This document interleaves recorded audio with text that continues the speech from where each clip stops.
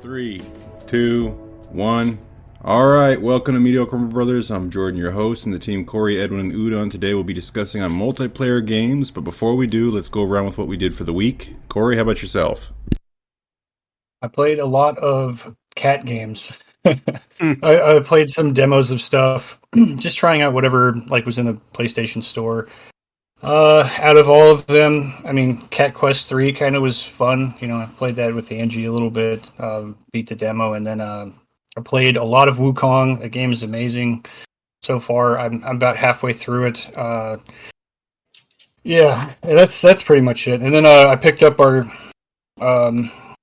game of the month and set up a bunch of shorts for the YouTube channel. And that's about it. Edwin? I played quite a bit of variety of games, and it'll be funny because I shit on one of them a lot. But I played it. Please elaborate. Yes, so it was I started off my week playing Borderlands 3 because I just kept looking at it. I was I just want to mindlessly shoot things, and that's what I picked.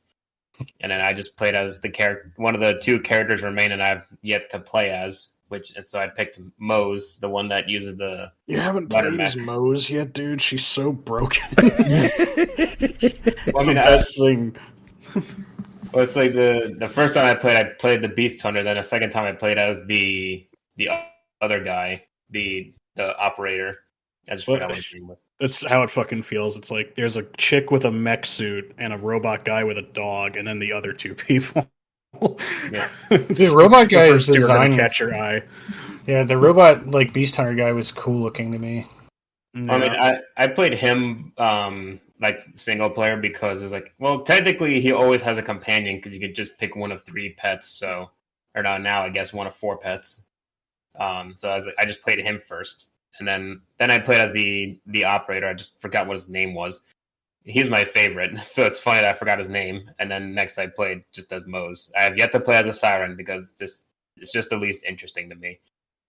The Siren in Borderlands 3 was the least cool Siren out of all of them. That's the only one I played on Borderlands 1 and 2 was playing as Lilith and fuck, her name's on the tip of my tongue. Maya. Maya, yes. Because I really like Maya's because hers was useful, but then it's just this one is just I make magic fists. I'm why is that so boring? It doesn't feel fun at all. I have never seen her skills. But it's just the fighting Siren is was not very interesting. But I mean, her abilities are kind of cool. It's just you can rapidly use them every 30 seconds, which is faster than any of the other ones. But it's because they're not as impactful. I mean, one of the versions, if I remember correctly, is just Maya's one where you hold a person in place. So she's literally just Maya. I don't know. Less interesting. I don't know how you compete with robot guy with a monkey with a gun and a chick with a literal Titanfall suit. I was immediately drawn to that one. My late game Mose, I basically have infinite mech suit and I'm pretty much unkillable. I crank everything up to the highest difficulty. I'll die instantly if I get out of the suit, but as long as I'm in the suit, I'm a god. Well, it's the reason why I like the operator the most is because he can have 2 abilities at once. So it's the arm cannon, the shield, the doppelganger hologram, and then I forgot what the other one was.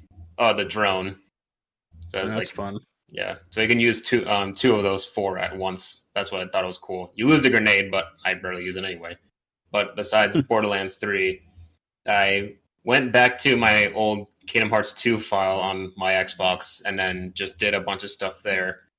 I did almost everything in there except fighting the Organization 13 data boss fights. I started with Roxas and I immediately gave up because I forgot how hard that shit is. So it's a bunch of hours on that. And then I went back to goddamn Kingdom Hearts 3 and I forgot that all the fucking loading screens are just the Twitter feed of all the characters, and I cringed so fucking hard. I completely forgot about that. That's what they do with the loading screens. Yeah. Kingdom Hearts 3 was that It had so much anticipation, like, and hype building around it, and then it was released and disappeared into, like, oblivion. Yeah. I mean, going back to it, it's just like, yeah, it's a bit cool and I remember, but it's like there's just so much shit. It was like I left off in like the Kingdom of Corona, which is like Rapunzel's world, Entangled. But it's just like I was like, God damn! It's like Sora's like so fucking pointless being in that world because it's literally just the movie playing out. So it's pretty much had to just animate the whole fucking movie. It was so stupid. It was like I hate it so much. The same thing for Frozen. Yeah, I mean, I'm trying to avoid Frozen so much because Sora literally doesn't do jack shit in that world. Is this what the loading screen looks like? Yeah, that's one of them. Are you serious? They're all like that. If you just Google Kingdom Hearts 3 loading screens, you just get all these stupid screenshots of their fake ass Twitter. Yeah, it's so fucking dumb. It's so cringe. What the fuck is this? Yeah, because your new device is the gummy phone. Stop setting them. They're too good. Hashtag still not healing me, Donald. I needed that today. Thank you for that. That's very enjoyable. This is probably the best one. This one is a motivational poster I want to put on my wall. Game isn't over until it's over. Game isn't over until it's over. Motivation for the week. Oh my god, make it stop. This is so stupid. Somebody's job was actually to just make a lot of these, and that person was like, I have to make a fake social media account for Disney characters. What did I do to deserve this? This wasn't part of Maybe the game. Got to work what the fuck is this? Why have I not heard about this? It's so cringe. What the fuck? Oh my god. Yeah, so it's like another issue. It's like then the loading screens take quite a bit of time. There's a load. It's not as long, but it's as often as fucking Sonic 06. So yeah, boy, you have a lot of time reading. Yeah, make sure you're playing something on your phone in the background. Yeah, and then besides Kingdom Hearts 3, that was like the last thing I was playing. It because I've been watching Game Grumps. It was like, yeah, now I'm gonna play fucking Supermarket Simulator to feel some progress in life. To feel some success. So that's the last thing. Having fun with that. Actually, yes. Okay, I mean, it's each his own. I'm just saying. I watch the fucking. I look at the team, and I'm just like, I guess everyone enjoys their own thing because it's kind of like just micromanaging like your own business. This is definitely better than the fucking internet cafe simulator that I had before, and I played it, and it's like the game is fucking broken when you buy an arcade machine because it's just. It was like you don't have to do anything; it just exists and it makes you money. Yeah. So it's like playing the game. Actually, you have like a lot of stuff to do, but like the arcade machine, no like management, no fixing. It just works. It prints money essentially. Works. Yeah. So this one's a lot more involved, which is why I'm enjoying it more. But that's pretty much all I've done this week. All right. Well, I did several things because one of them was going back to since we didn't talk about stuff we did the week prior on Metal Gear week. During the last podcast episode before Metal Gear, I was sitting here trying to finally complete the stupid Pokedex in the Blueberry Academy expansion for Scarlet and Violet. So while we were doing that episode, I was sitting here trying to, because I was stuck on version exclusive legendaries, and none of my other friends had the DLC on those games. So I was like, "Fuck! I either have to play the global trade terminal, or I have to buy them one of the expansions and tell them to get to the end so I can have the legendary Pokemon." Luckily, thanks to using the global trade system and some Chinese bros on there, I was able to basically swap version exclusive legendaries to complete the Pokedex. Which, quick tangent. Fucking Pokemon Home is, I mean, I'm sure, Edwin, I don't know if you've ever used the global trade system on Pokemon Home, but it is so asinine how to use this stupid fucking app, because, so it's an app that goes on your Switch and an app that can go on like your phone or your iPad or whatever, and it's a subscription service that you pay for to basically have like near infinite. It's not infinite, but it has so much storage for Pokemon that you'll almost never hit the cap. That you pay for monthly. Cap, by the way, huh? I hit the cap. Jesus Christ! Never mind then. But anyways, the point being is that it's basically just a giant terminal to house all your Pokemon. I mainly use it just so when I'm done with a Pokemon game, I basically vacuum out all the Pokemon and put them in home, and then so I can restart the game. But that's also how I use this global trade terminal system. But here's the weird thing. Here's the really fucked up thing. The app for the phone and the app for the Switch version are not the same. So this one on the Switch allows you to connect Pokemon Home to whatever Pokemon games you have on there and basically interface with the PC boxes on that specific whatever game it is, and swap Pokemon back and forth between Pokemon Home and that version of the game. But you can't access the trade terminal from the app on the Switch for some reason. I don't know why. That's also the only one where you can move your Pokemon around in boxes and organize them is on the Switch version of the app. On the phone version of the app, I can't move Pokemon around. I can look at all my Pokemon in the boxes, but I can't actually organize them, which one would argue that on the phone with a touchscreen, organizing them would be much easier than using a controller and having no, keypad to do quick searches or anything. But on the phone is the only way you can trade with other people. So the process of having to trade went like this. I had to catch a Pokemon on Scarlet, connect it to Pokemon Home on my Switch,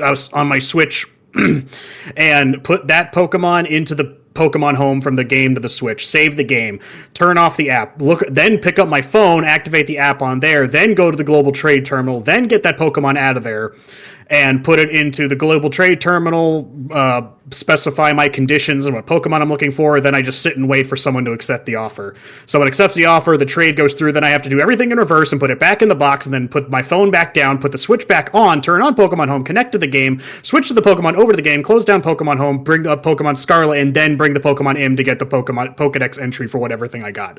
It is like a fucking 4 to 5 step process longer than it needs to be. I don't understand why I have to juggle my phone and my Switch to just get Pokemon on and off of it to trade. It's really aggravating. I have no idea why they decided to do it that way. I mean, it's probably because there's if you wanted to trade globally, you can just go to the game rather than the home, Pokemon Home. You could just go into the game and do it from the game.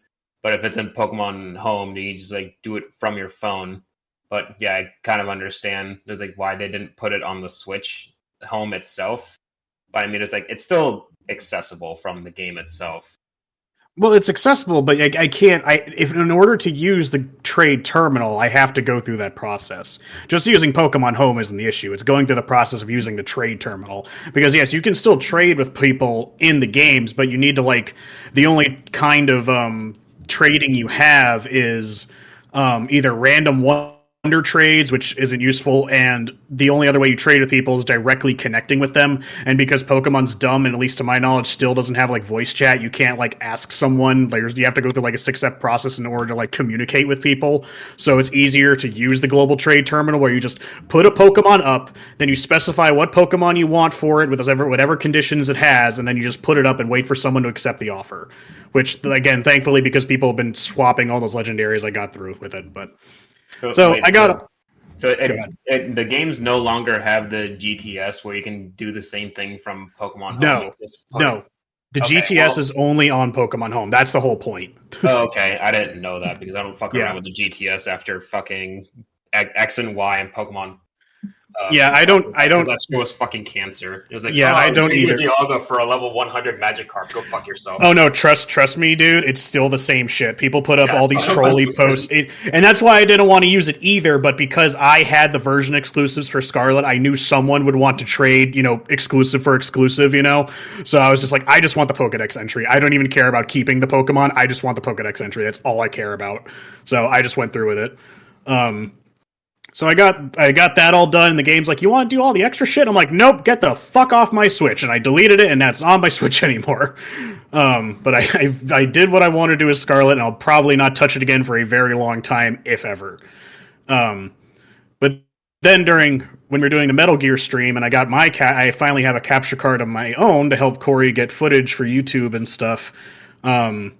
Halfway through Metal Gear, I was starting to get tired of talking about Metal Gear, so I turned on my Switch on my computer, and I was starting to play. I restarted on Pokemon Arceus, which, in hindsight, I realized after the fact that I completed the Pokedex on that game, which takes much, much longer than in any other game. But I was like, oops, oh well, I deleted it. And I'm playing Pokemon Arceus. Holy fuck, I'm having so much fun. I can't believe the massive downgrade that game went. I mean, I already realized this. I feel like I said it before on the podcast. I've had this realization before, but just having it again, I'm just like, Jesus Christ, this is what open world Pokemon should be. Not whatever the fuck Scarlet and Violet is. And it's now, like, playing it again is, like, making me excited for Pokemon Z or Pokemon Legends Z, whatever it is. But I'm just like, please, just do this, but again. Don't do anything that you've done with Scarlet and Violet. Just do the whole thing where we have, like, a couple Monster Hunter-sized maps. We don't need a huge open seamless world. Just do smaller areas of open world exploration. It's completely fine. Yeah, so that was the hardware issue. So what did you like more, Arceus or Sword and Shield? Between the two of them, they're not really the same game. They're not the same game, but I would honestly say, as far as fun factor goes, I would just say Arceus I probably have more fun with, because I like a lot, because with Arceus I feel I'm playing it again and I feel like I'm playing it for the first time. The Pokemon battling is much, much harder in Arceus because they completely changed how the battle system works. The exploration feels satisfying. Traveling feels satisfying. Like finding it's one of the few games where like crafting items is almost essential, that I actually use that crafting system. And then Pokemon Sword and Shield has its good points, but exploration's not one of them. Music is fantastic. I love all the characters they added, all the characters, gym leaders, rivals, all that. Very memorable. I like all of that. And all the new Pokemon they added. But like story's way better in Arceus. The story in Arceus is actually interesting. You're actually engaged with it rather than just be like, go get gym badges and you'll be done. Maybe one day we'll do Arceus as a game of the month, or maybe we'll do Zygarde game of the month whenever that comes out. That'd be fun. Pokemon Legends Z. Well, apparently, it's Legends ZA, because I've been playing Pokemon X like off and on. So like, I forgot to mention that, but apparently the guy who's like, I've waited 3,000 years. So like, he's from that time that game's going to take place, and his name is ZA. Do we have confirmation that it's going to be in the past? Yeah, because it's the Kalos region, but it's like it just seemed from just seen from the trailer there was a possibility that it could have been like far future, where like Legends just means we're doing with like different iterations of time. Like, I'm fine either way. I was just curious because after the teaser trailer I was kind of left confused on what the game's going to be. But as long as they just do Arceus but again and can improve on what they had in Arceus, it's going to be great. I hope it'll be great. I mean, it should be on better hardware for the Switch too, so but that's what I'm saying. Just keep with the smaller maps, though. We don't need a huge one giant open world with nothing in it. The Monster Hunter style that they did with the Arceus is completely fine. Just do that again. But yeah, I'm still playing Arceus and having tons of fun with it. I'm like, I forgot what it was like to like Pokemon. Then that was all I was playing until last night. My friend Tim, he has a knack for finding weird fucking games on the Xbox, and I'm looking at what he's playing. I'm like, what the fuck is this? And I was talking to him last night. He was playing this game that just came out on Game Pass called Core Keeper, and I was like, what is this? And basically, it's a cozy game, quote unquote, but it's like picture Stardew, but a lot more combat oriented. Actually, it's more like Terraria, actually, now that I think about it.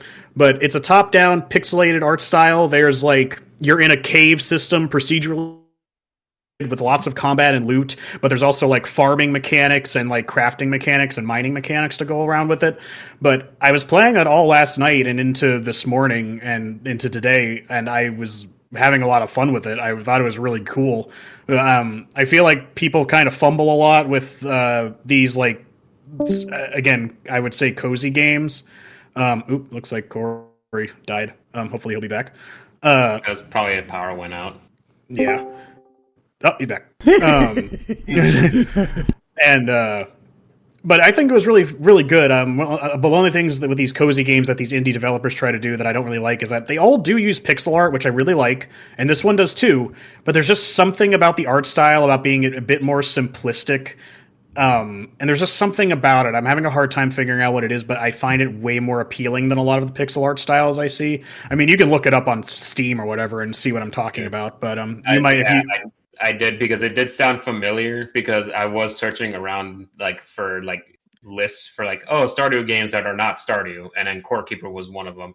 And I see what you're saying. It is very simplistic, but it's very vibrant in color. Yeah. It's very interesting, and if you are looking for a game like that, Edwin, at this point, I recommend it. It's only $20. I think it's actually on sale right now because this is it's officially released. I guess it's been in early access, but I really like it. It's super fun. There's a couple small things, like there needs to be better UI management options, but other than that, it's been really cool so far, and I'm still gonna probably keep playing. I might keep playing it in the background, but yeah, I think that's about it for me. Oh, and I finished the latest story event in Fate the other day. I sat here playing that for a few hours. Got a little teary-eyed. Some important characters got killed off, but that was interesting. I finally caught up to that. But so, Jordan, what have you been doing this week? I actually got myself going on my build for my ROG Ally, like I was talking to Udon a little bit earlier. I actually got the 2 terabyte SSD for it, so now I can put a whole bunch of games on it, take it wherever I need to go, so it'll be my little powerhouse that I can bring about whenever I have my dad duties. I can just chill on the side and play some games and such, so it's pretty cool. And then not only that too, got my Wii U games, started playing those. Well, first one, of course, I had to play was my Tekken Tag Tournament 2 because I'm a Tekken fanatic. But I was very shocked with the game I actually started playing last night, and I had to put it down. Obviously, we all need to go to sleep, but I was really enjoying playing the game Shantae, the Half Genie. That was a very, very good game. The music is very good. The graphics are phenomenal. Very smooth, colorful, very vibrant. It was very surprising exactly how well the character design stands out from the background, because sometimes when you're playing games, you run into issues where the characters themselves will sometimes blend in the background, and it's kind of hard when you can see where you need to jump to, because of course it's a platformer, so you never know exactly what you're jumping into, and eventually you end up falling through or you missing it. This one was actually very clear in where you were supposed to go, and so it was funny because usually I get upset and very mad at games. This one, I was losing a lot of the time, and I knew it was my fault. So I just you just suck. It's okay. And just kept playing and playing. But it was really soothing music. The character designs were really nice. The story was great. I really enjoyed that you could go to the bathhouse, and then this lady would just be like, "Hey, you want a hint?" And then she would just tell you basically what to do. And that was cool for me, because sometimes I'm just get pulled off to the side. I come back and I'm like, "Oh shit, what am I supposed to do again?" I'm like, "Oh god," and I don't know. I guess I'll have to freaking spend a lot of time wasting it trying to figure out what I'm supposed to do. This one, I don't know. Go to the bathhouse where you need to go. Do this. Bam. Know exactly where I got to go. Bam. Do it. And it drops you right on. You ride your bird and you drop into the land, and then it's playing some fucking club music. It's like feeling like you're in the club while you're battling some monsters and stuff. It was really cool. I was really enjoying it. My girls were watching me play it. They enjoyed it. They had me drawing them characters out of the game. They were watching it. So we were having a really good time, and no issues for me at all with that. I'm going to probably continue playing it until I beat it. But yeah, it was a very good game. And yeah, that's pretty much what I had. So I guess we'll jump into our polls. So what type of multiplayer games do you enjoy? Was it A, cooperative, B, competitive? The winner was cooperative. What do y'all think of that? Old people decided to vote on that, like us. Yeah. I mean, I used to play a lot of competitive games, and I find myself wanting more co-op experiences. Because like as soon as the online stuff kind of came into the consoles, it was like Call of Duty, Halo Online. Let's do this. But before we had that, it was more like Jordan, you were at my house and we were playing Joe and Mac together, or like split screen co-op or something like that. Yep. And so you started with co-op, then you get to the competitive scene. And then it's like, you can only have so many bad runs before you're like, all right, I'm not fucking playing this anymore. I just had 20 losses in a row, and I was supposed to be pressure. de-stressing. Yeah. Going to bed mad as hell. Just, yeah. But, I think that there's more to co-op games because they have to design them in a different way to make them more engaging. Whereas competitive is just kind of like, an arena, backs against the wall, only one of us makes it out of here kind of thing. Not to say that they're one's worse than the other, it's just I tend to gravitate more towards the co-op side. And that also goes for like playing Chivalry 2 when we were all playing together and we were just getting our ass kicked on the field, but we were doing that together and it was really fun. It wasn't necessarily like 3-on-3 super personal. It was just a war going on and we're just like, hey, check this out. Yeah, I think I don't think it's like maybe even a question of like simplicity, because both sides can go very deep into their mechanics. I've gone like hard turned into like nearly never touching competitive games a lot nowadays. I think the most I'll do is Fortnite, build occasionally, and then even just randomly Friday night, me and my friend Tim, we were both online at the same time for once, and we just decided to play some Halo Infinite just for the hell of it. And that was the first time I've touched that game in months. Because back in the day, I mean, before I discovered Xbox Live was the thing that changed everything in my mind to just like multiplayer-centric thinking. And I was all about the Halo. I was going to school, getting good grades just so I could come home and play Halo 3 for 6 hours, 8 hours until bedtime, and no one could tell me otherwise. And it's like I think back to that. I was like, was I having fun? I'm like, I think I was having fun. I was having fun because I was with friends, as you just explained. Because anything can be fun, no matter what you're doing, as long as you're just yucking it up, having a good time. Yeah. When you're a kid, especially. Well, kid in quotation marks, teenage years into college, basically you don't have a full-time job.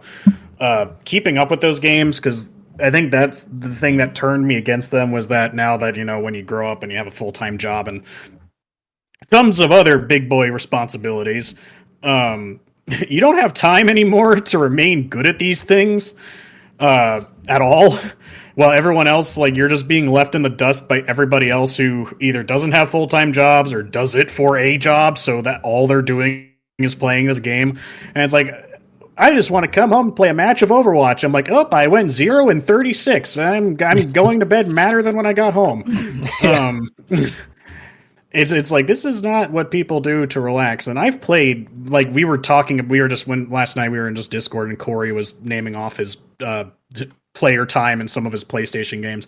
Out of curiosity, I checked mine as well. I mean, Overwatch by itself has about 1,200 hours in for me for just the PlayStation, and I've played that probably nearly as much, if not more, on the Xbox, and slightly less on the computer. So we're probably going to ballpark it and looking at probably about 3,500 hours in Overwatch.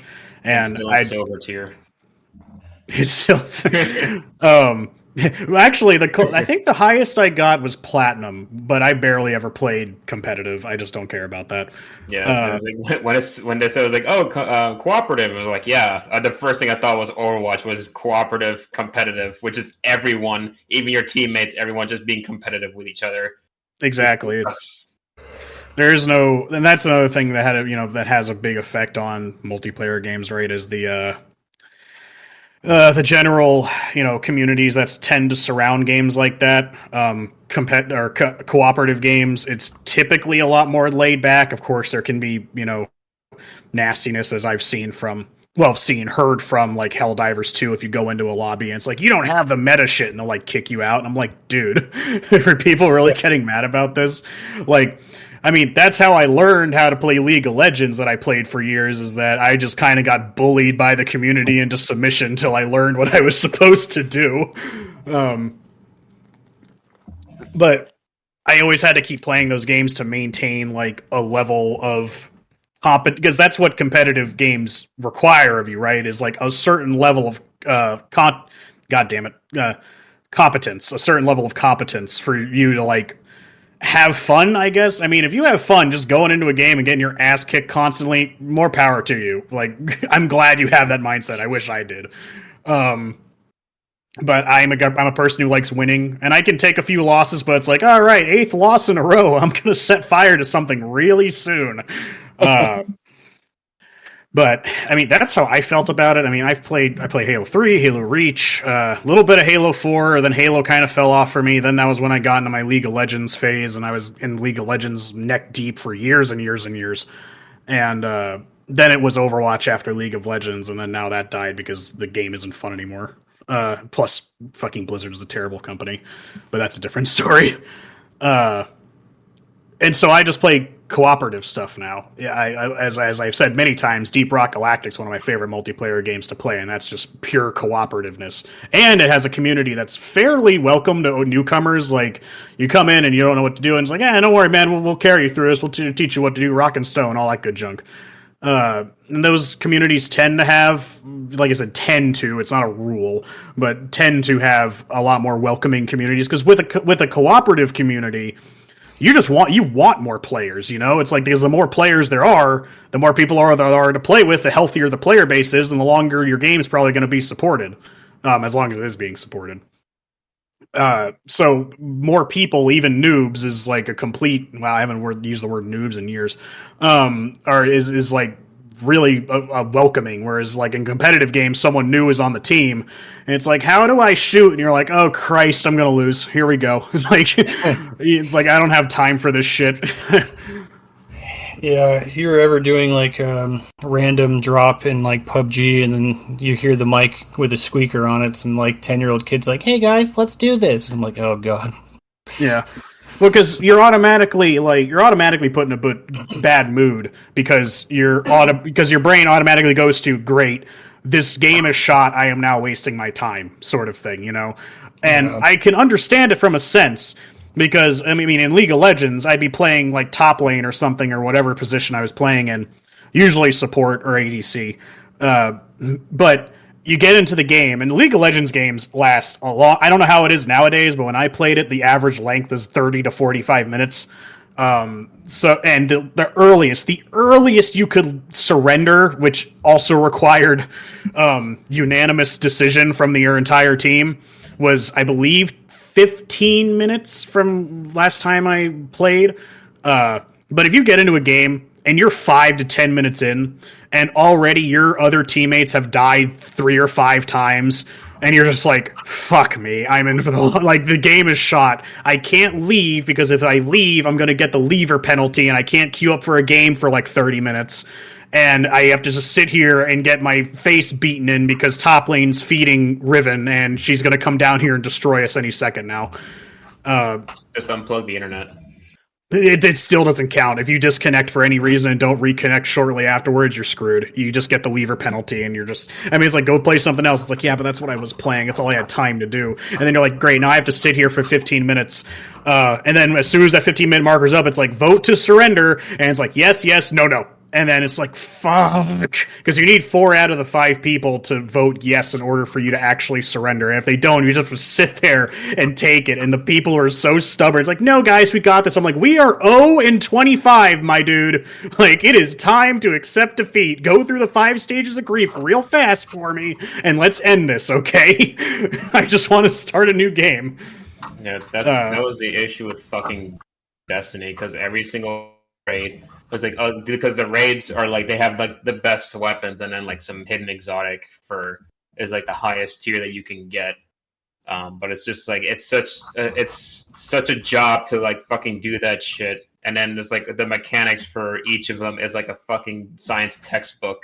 It's so fucking infuriating. There's like one because you can very easily get like people who don't understand it, and it's like a 20-minute explanation every single time, and then it's like it takes like another 20 minutes to like for them to get the hang of it, and then people just get sick and then just leave in the middle of it. So you got to find new people again. And it's just a fucking it's hell. It's just hell. That's why I stopped playing that game. It's like I don't care about death anymore. Yeah, the guns are cool, but I don't give a shit about wasting my 4 hours a day trying to do one thing. It's so fucking dumb.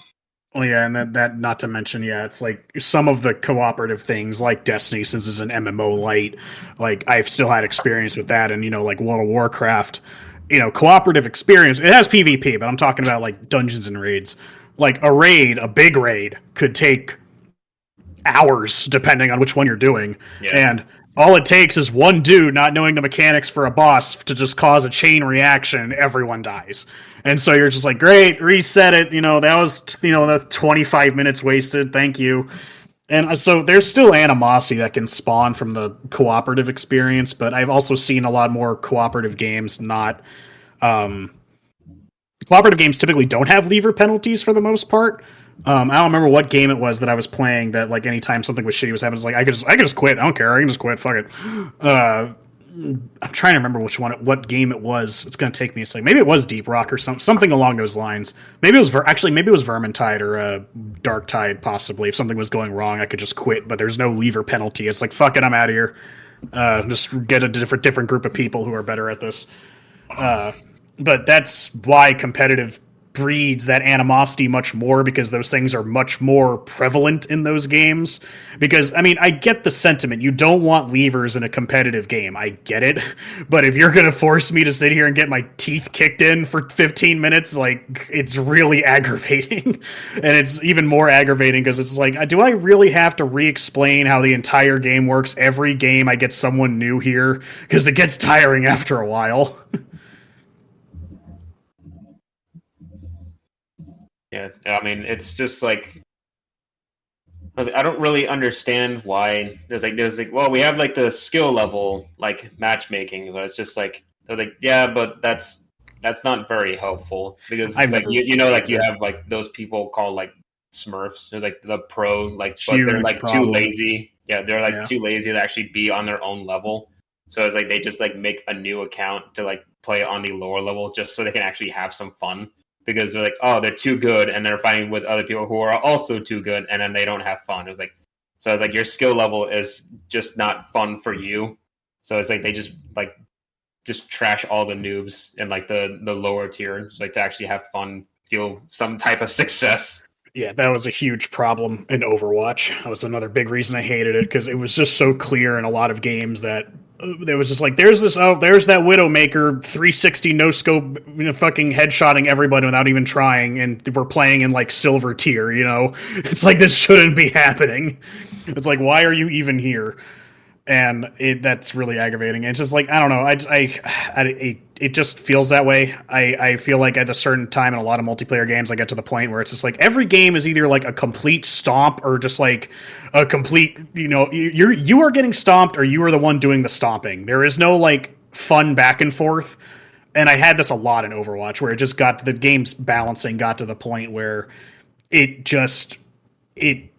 that was basically it. I either got my ass kicked or I was kicking their ass so badly I was barely playing the game. I was just Reinhardt sitting on top of the payload, just watching it roll. My entire team was just pushed forward, killing all of them because they were so bad. Or it was me on the other side doing the same, like getting my ass kicked. And I feel like this happens a lot. Well, one of the things I personally believe kills competitive games for me a lot of the time is Major League Gaming. Pros, professionals ruin it for everybody else. I've again, Overwatch really kind of killed not only my love for Overwatch itself, but for like competitive gaming in general.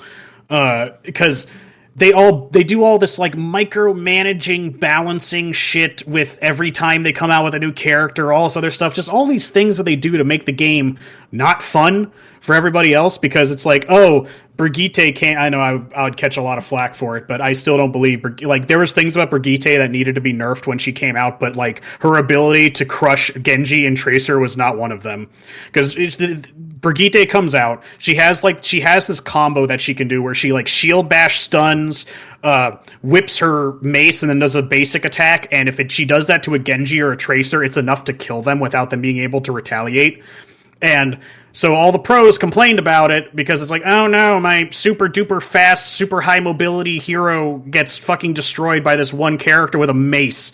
And it's like, okay, let's nerf her into complete oblivion. I'm just like, my guy, Tracer has guns, Genji has shuriken, she has a shield and a mace. How about you don't get next to her and she can't fucking kill you? Like, how about that? Did you try that? No, because you just want to do what you keep doing, but because they introduced a character that counters your playstyle, you're like, wah, wah, wah, and we have to fucking nerf and buff everything around what the pros are doing, not what like the other 99% of the player population is enjoying about the game. Yeah, it's the same thing happened with Destiny, where it's just like, why the fuck is the standard the pro level? That makes no sense. But it's like there's like this specific gun. I think it was called Divinity. It was like it makes so your shots always count as a critical headshot no matter where you shoot it. Because that gun makes like a bubble.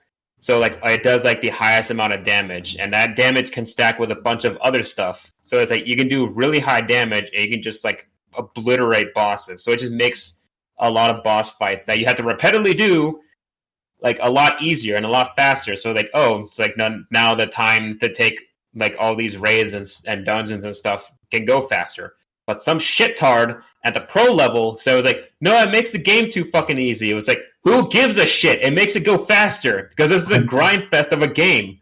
It's like, show your fucking mouth, and then they still did it. Yeah, it's like, you know what we should do? Take away everything that's fun about the game. And again, don't get me wrong. Sometimes things need to be changed. Like with Brigitte, her healing needed to be nerfed. Her healing was incredibly high for a character who she was basically Lucio, but better. And I was just like, yeah, sure, nerf the healing. Hell, I don't even mind if she can't like completely decimate with her fucking combo, but like she just got nerfed so bad she's barely a character anymore. Yeah. And and stuff like the Roadhog being able to pull everyone through time and space when Overwatch first came out, where his hook could just get you. It was hilarious, but let's be real, that needed to be fixed. It was fucking hilarious, but it needed to be fixed. But now we have this weird thing where now Overwatch, now it's like, we're going to go back to 6-player Overwatch. Like they're trying so hard to go back to what it was because the game is like unrecognizable to what it was when it came out and just not fun anymore. Because for so many different reasons, a lot of the reasons being some of the newer characters and shit like that, and be like, oh, you want to go back with all the shields? I'm like, yeah, I kind of want to go back with the time when there was like a million fucking shields. Like, because playing tank feels awful. Shields are practically useless now. I want to go back when there was 2 fucking tanks. I want to go back when there was... Because me personally, when they fixed the fucking... When they changed the whole thing, I'm just bitching about Overwatch, but this shit can apply to any it pertains to my point that they're changing shit about competitive games because of like all like basically what they perceive as like player input, right? So because Overwatch was like, I think one of the primary reasons they wanted to switch from 6v6 to 5v5 was because in competitive Overwatch, you could not tell what the fuck was going on. Like there was too many things happening on screen at once, so like the viewing experience was really confusing. So reducing the amount of players in the game would reduce the amount of like visual clutter on the screen. So I mean, it's not the primary reason, but it's one of them.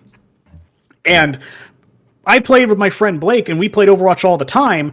I like to play D.Va, and he likes to play Roadhog. So we're both fucking tank characters. But in Overwatch 1, it was great, because we could just both play Roadhog and D.Va.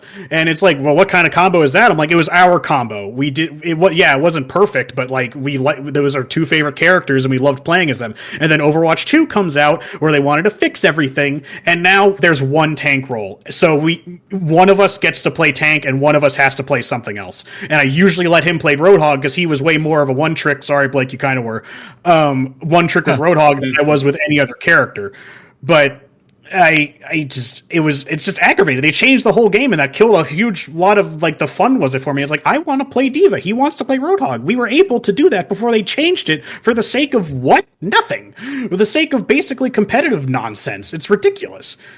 And a lot of contributing factors to that, but that was one of the ones that stuck in my craw the most. I was like, great, can't play Diva anymore. I guess I'll just play Mercy forever. Yay.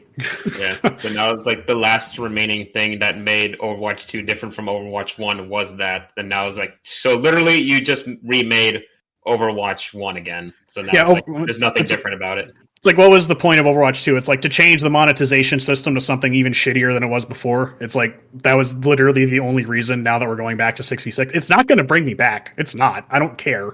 I might poke my head in to see like what the new character is, not play it, just look into the community and see what's going on, just out of curiosity. But I'm just like, I'm not playing the game again. I'm sorry. I have no interest in it unless they really, really decide. It's like, you know what? Fucking hard reset. Just go back to Overwatch 1. That's all we're doing. We're rebranding Blizzard to Sandstorm. We're no longer cold in the heart. Sandstorm. And I mean, I feel passionate about it because I loved Overwatch. I have every other. Well, not anymore because they've introduced a lot of characters. But I have a whole fucking section of my man cave dedicated to every Overwatch pop figure that came out. And I have like all the characters over there. I love the characters in Overwatch. It has a big influence on character design for me. I do, and the game is polished. It's still probably the best hero shooter like on the market right now until Marvel Rivals comes out. But it's just play that, right? I hope so. I'm going to. It looks fun. But so I'm like really passionate about that. I'm a little less crazy about League of Legends. The problem that happened with League of Legends competitiveness for me, anyways. Again, they wanted to like make everything more complicated and. People love all these passives on these characters, all this crazy shit. So every time a new character came out, it had like a fucking two paragraphs worth of information on each of their skills.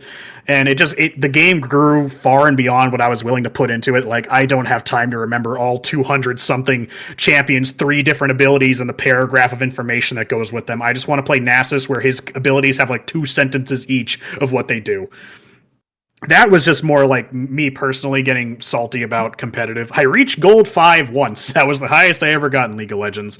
But League just like competitive, like the competitive complexity grew way beyond what time I was willing to put into it. Because games like that does feel like a full-time job trying to remember everything, keeping up with all the different changes in items, meta, the champions, the map changes, all this other crazy nonsense. If I jumped into League of Legends right now, it'd be like a fucking fish drowning on land. I have no idea. Would have no idea what's happening.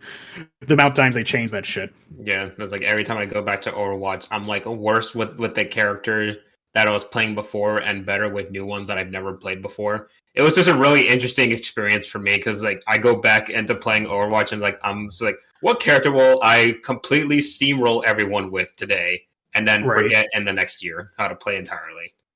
It was just a fun interaction with me in the game. It's just like I was like, I won't know what character I'm going to be good with this time.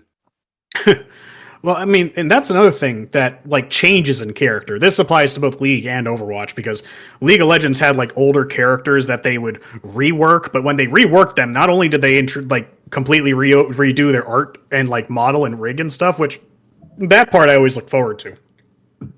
And like re-recorded voice lines and stuff. But then they would change their abilities, sometimes for the good, sometimes for the better. Sion, I know no one knows here I'm talking about, but for the people who do know, Sion's rework was my favorite. That was fantastic. But then other ones, kind of like Urgots and stuff, was really annoying. But when Overwatch came out, or in Overwatch 1, but if I wasn't playing Diva, I liked playing Orisa a lot. But then Overwatch 2 came out and Orisa got completely overhauled. Like all of her abilities changed outside of like a few exceptions. And I just didn't like playing her anymore because I like the old abilities. I don't like the new ones. I like the old ones, and I knew how to use them. But then it's like they just changed the character, and now I'm not having fun with the character I like to play anymore. I'm just like, this is lame. Like again, because they wanted to change the meta and do all this crazy shit with the competitiveness. They just ruined a character I liked playing. And you literally just took the fun out of my hands and said, no, you can't have that anymore. I was like, oh, but I was having fun with that. It's like, no, you'll like the new one. And I'm like, no, I don't like the new one. I don't care if people are going to tell me it's technically better. I don't care. I like the old kit. So just that constant turbulence of change without consent is like really annoying for competitive games because they keep changing like these sweeping changes that usually changing stuff that people like about the game, you know? Yeah, F is not for fun; it's for fuck you. But I mean, Yu-Gi-Oh goes through the same thing because from all the competitive stuff, they're trying to make it like interesting, so they add like new characters or new mechanics to like all the competitive games. But for Yu-Gi-Oh, I mean, for me, it's kind of funny because I don't usually get very mad when something bad happens in Yu-Gi-Oh because I give a shit. I don't use the meta crap, but it's the same thing that happens with like all those games when something new is introduced, then everything else is either like super broken or completely redundant. So it's like in order to like fix all that, they have to like ban like a bunch of new cards or limit them because the fucking Yu-Gi-Oh meta is like always cancerous because like it's a new like broken mechanic is out and there's like or like an old card that was broken is like available to use again and competitive. It's like, no, okay, cool. So you literally run this or you're screwed forever and you won't be able to play the game. So it's just like it's always the same thing with like all this competitive shit. There's never like anything that's actually just works and is actually fun. And like what they did with Mario Party. So like in Mario Party 8 is like was like the best one before they did all this other crap. It was like, cool, Mario Party 8, it's fun. It's competitive. Everyone's working independently, and then they just try and put them all together. And it's like now you're all working together. It's like, but I was having fun before. It was like, no, fuck you. Now you're all working together on the same boat. And then now it's just like dumbed down to like brain dead mode, where it's just like I was like, don't buy anything else in this Mario Party Switch games. Don't buy anything except for the golden pipe because that's the only shit that matters. Mm-hmm. So it's like I just fucking hate it. It was like just leave it. Don't mess with it. It was like the people who are complaining, fuck them. It was fun before. Yeah, and I agree that is really annoying. You want the new thing to be the new cool thing because it has all the nice polish and looks nice in the old stuff. The good thing about that, though, is that when that Mario Party comes out and you don't like it, the old one still exists, you know? You can go back and play it. It's like, well, fuck it. I guess I'm not playing a new Mario Party. We'll just keep playing the old Mario Party, the one that we liked. You know, it sucks. It's still a negative, but at least it's there. But when like competitive games change nowadays, it's changed forever. There is no going back. We only move forward here because if going back means we have to admit that what we did was wrong, and we'll never ever ever do that. Even though that's pretty much what Blizzard's doing with Overwatch. And that's what Nintendo did with Mario Party. I was like, hey, you like the old games? We're remastering them. Here you go. Yeah. But again, it's like with that, at least because I mean, I don't like Pikmin 4 that much. I mean, now we're off of multiplayer games altogether, but it's the same sentiment. It's just like, well, I don't like Pikmin 4. I don't like Pokemon Scarlet and Violet. I can just go play the old ones. Fuck it. But I feel like because when we're talking about competitive game or competitive and cooperative, I think we're trying to talk about like the ones that are like basically live services. Because when updates come to cooperative games, I feel like it's just way more fun and interesting. Because all it is usually just good stuff. Because very rarely are you going to see like nerfs in cooperative games, or if they are, it's because it was like completely broken or they're fixing some kind of bug. Because I mean, how do I describe this? It's like every time there's a cooperative update for something like Deep Rock or something, I'm excited. I'm like, ooh, they're going to add a new enemy. Ooh, they're going to add a new cave system. Ooh, they're going to add a new weapon or something along those lines. I'm never like dreading like, oh boy, how are they going to ruin Orisa? How are they going to ruin Diva this time? It's like, what new nerfs are going to happen? Oh, look, Tracer can dash 12 times without having to recharge now. That's really fun. It's because it's the game versus you, not you versus someone else. So it's literally, they only need to focus on one side, which is to your benefit, not the other person. It's just you versus the game. And that just because even if it's like, oh, new enemies, it's something that's trying to kill me, but you're interested because it's new, it's fun. Everything's still there, it's just new. And it's just way more exciting to me. I get way more invested in the cooperative side of things because it's all usually all positive. Again, this is not a catch-all term. As like I said, I've heard about discourse within like fucking Helldivers and shit like that. But I'm just talking about my own experience. Stuff like Warframe is great for cooperative stuff. Again, big content updates of just really fun shit to do with other people. the cooperative side can be a bit lopsided in that because they allowed so many broken builds that if you get into a match with somebody in a map, they're going so fast, you're just playing catch up. You're not actually killing anything because they're just murdering everything so fast ahead of you that you're just picking up loot as you trail behind them. Which, I mean, depending on your perspective, is great. But it's like, well, I want to shoot my gun too. So keeping broken stuff like that in a game can have its negative attributes to it. But all right, Jordan, Corey, stop sitting on the sidelines. Have some input here. Let's go. Chop. Me personally, I played. The only thing I'd say cooperative I've played was the Gears of War. I mean, I enjoyed that one a bit, even though I was really shitty at shooting games. I got the one I always usually say is like the worst feeling I ever have is usually coming out of Call of Duty. I just never can seem to get it down to where I enjoy it at all, just for the idea that one, it's like based on people's internet and obviously like a mindset and skill of how they can play. I only enjoy usually doing the cooperative thing, then that's because it's easier on yourself stress wise. Like we were talking about, playing competitive usually just ends up leaving, well, the winner always happy, but the losers ends up getting pretty stressed out, and that's never a good thing. Is with the cooperative, yesterday, me and my old man was actually playing Baldur's Gate yesterday. Just popped on over and I was like, oh shit, I forgot all about this game. And he's like, oh, I remember that. And then you just ended up picking up a controller, and he's like, all right, let's fucking do it. I got dwarf. I was like, oh, all right. And then we just started fucking playing it, and then it's like 3.5 hours passed by. He's like, all right. And then he ends up giving Corey some, I guess, insight on some Zelda, but it's some Tears of the Kingdom build stuff. Yeah, but it's like those type of things I do enjoy, because it's like, yeah, you guys are working together, not working against each other. I'm never good at those type of things. I can only say that I do okay in his Super Smash Brothers, but like that's about as good as it gets. Anything else, you don't want to have me on your team. I would pretty much, you'd probably regret it. But cooperative, it's always a fun thing to always enjoy, and I've had nothing but great experiences doing those. And I keep trying to find more games. I mean, now we got that Battlestar Galactic, Jesus, the Deep Rock Galactic. That is quite fun, and I can see that, again, that brings back the good old memories that I used to have of working together, finding something to do, and you're not alone, you have backup. It all plays out really well, and I think that game still does great. I have like a very particular, so like growing up in Alaska, we had like our internet was like throttled like crazy, and we didn't really have the best internet like in the earlier 2000s and stuff for like online play. So like I would do a lot of LAN parties and stuff for Halo, and then we would occasionally get online to play Call of Duty, but like some days you would have like a really bad connection, and it just kind of blows. But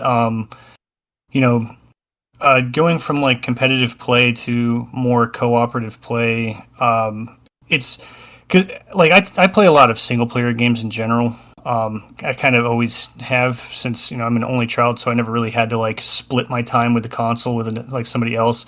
And Jordan would come over when we were kids, and like we would play. I'd have some couch cut like Turtles in Time and Joe and Mac and things like that, Donkey Kong Country. But when it comes to like MMOs and stuff, like I didn't really play a lot of those either, or I would play them only if I could like solo, which is weird because it's like I like being here and there's other people around, but like I just kind of want to do my own thing. So I didn't for like MMOs, I kind of have a limited time with those. But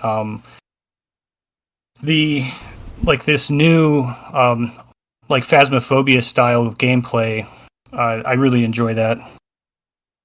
Yeah, there's like this, because I mean, cooperative games are adopting this like, I guess I already said it, but like live service style, but not only that, they're also adopting like battle passes, essentially giving you like reasons to log in every day to play them and doing missions and stuff, which isn't necessarily a bad thing. I just feel like it's not emulating what games are supposed to be. They're giving me like an alternate reason to log in and play the game other than just playing the game. Like, I should just want to log in and play the game because it's fun, not because I feel this obligation to, like, oh, I got to do my dailies, you know. I would say, like, phones kind of, like, the massive success of phone games have kind of driven this, like, mechanic into console-based games.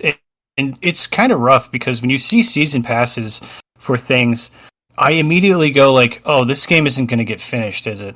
Like, yeah, it's on a lifeline based on me continuously interacting with it.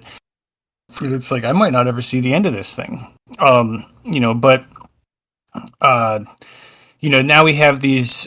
It's kind of nice because, you know, we might not have as many couch co-op games as we used to, and it was a surprise with that Cat Quest 3 demo where it's like, oh, I could play 2 players. So I had Angie come in and we sat down and played the demo together, and it was really fun, you know. And then a while back, Frog Gun, Edwin, you were here, and like you press start or whatever, and then we played that 2 players, and that was really fun. It's like I haven't had this experience in a while, and so now there's all these like objective-based team things. Like I mentioned, the Phasmophobia thing, where it's like all of us, or Backrooms. It's like 4 idiots try to solve something, and like you have a timer, and it's kind of like I enjoy that style of play now. Like the one-armed cook thing is really funny. You know, it's kind of like it's not split screen or couch co-op, but it is like it captures that same fun that I used to have playing those games, like on the couch, you know, with my friends. Glad that those exist now, because even like Vermintide 2, that game is so dope, but it's also fun by yourself, you know. And it's you know, because I can play that game by myself, or you know, Left 4 Dead. That's another one where it's like it's a pickup game, and it's crazy because the game's old, but it's still fun as shit to play it. And like just picking it up and being like, hey, you guys all want to jump in real quick and just do a level, and it's like, yeah, because that's going to be fun. I already know it's going to be fun. It's not like I log into this lobby, we have all this song and dance to go through, have a hard time readying up and finding a match and all this crap. You know, and like, yeah, it's I just like that more than I used to play a lot of Call of Duty 4 and Modern Warfare 2, and it's just like some days I just don't want to jump into the blender where it's just like 30 games in a row and you're like, fuck. That's another thing too. It's like when you're younger and especially, I mean, if your like life is about these games, it's fine. But like you do you, whatever brings you happiness, even if it's only like fleeting and sometimes. But like, games are supposed to be, at least for me, games are a form of like escapism and relaxing, so I can just stop thinking about the world for a little while and just focus on doing something just fun. And competitive games don't offer that anymore.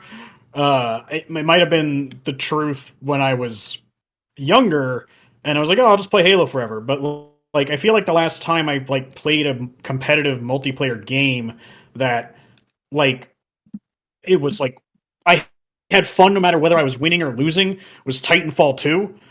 And even then, I would say I had a lot more fun with that because I won a lot more because I was just I was cracked at that game. But again, if I go back into Titanfall 2 now, like I have done it a few times after its heyday, and I am not nearly as good as I once was. Ion Titan OP, by the way, it's my favorite.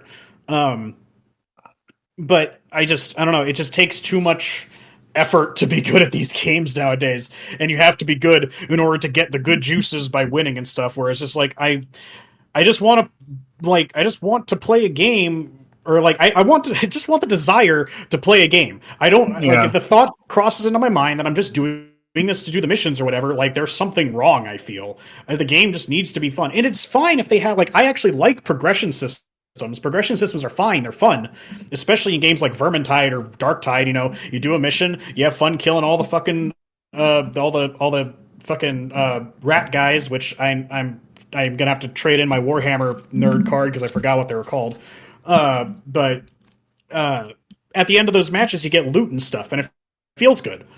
But you're playing it for the sake of playing, and not because you're going to get loot or you're going to get more XP system. Same thing with Deep Rock. Like, my friend Tim he's like so high. He's probably like one of the higher people on those games in terms of level on his scout. And I guarantee you, he's only playing because it's fun. He's not playing it because like, oh man, I gotta get that next level on my scout. Gotta get that next level on my scout. It's like even Deep Rock has a season pass. You don't have to pay for it though. You can choose anyone you want at any time. They just have it as a form of progression, so you're just getting stuff by playing the game, and that's fine. It's cool to have that, but I just want the desire to play the game. The game needs to be fun by itself. I just want to play the game. Like when I wanted to play Phasmophobia has like daily quests and shit now. It didn't when I first played, but now they have all that crazy shit now. But I just wanted to play Phasmophobia because it was fun to play. That was it. Same thing with like Among Us. Among Us has jumped into that whole rabbit hole as well with like the fucking live service and all this other crap. But it's like I just want to play the game, you know? I'm so bad at Phasmophobia, but it's still a fun time. It's too just funny. Playing it because it's just funny. There's an entire genre of like multiplayer games that I just can't seem to get into, and it's the like survival games where you punch a tree and build a house thing.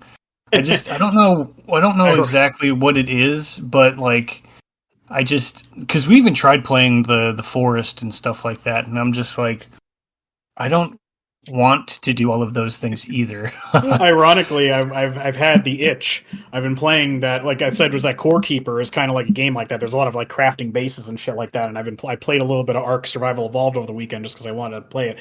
Like I put a lot of time in Ark Survival Evolved, but that game is like that's one of my more favorite cooperative games because of just the amount of crazy shit that can happen in it.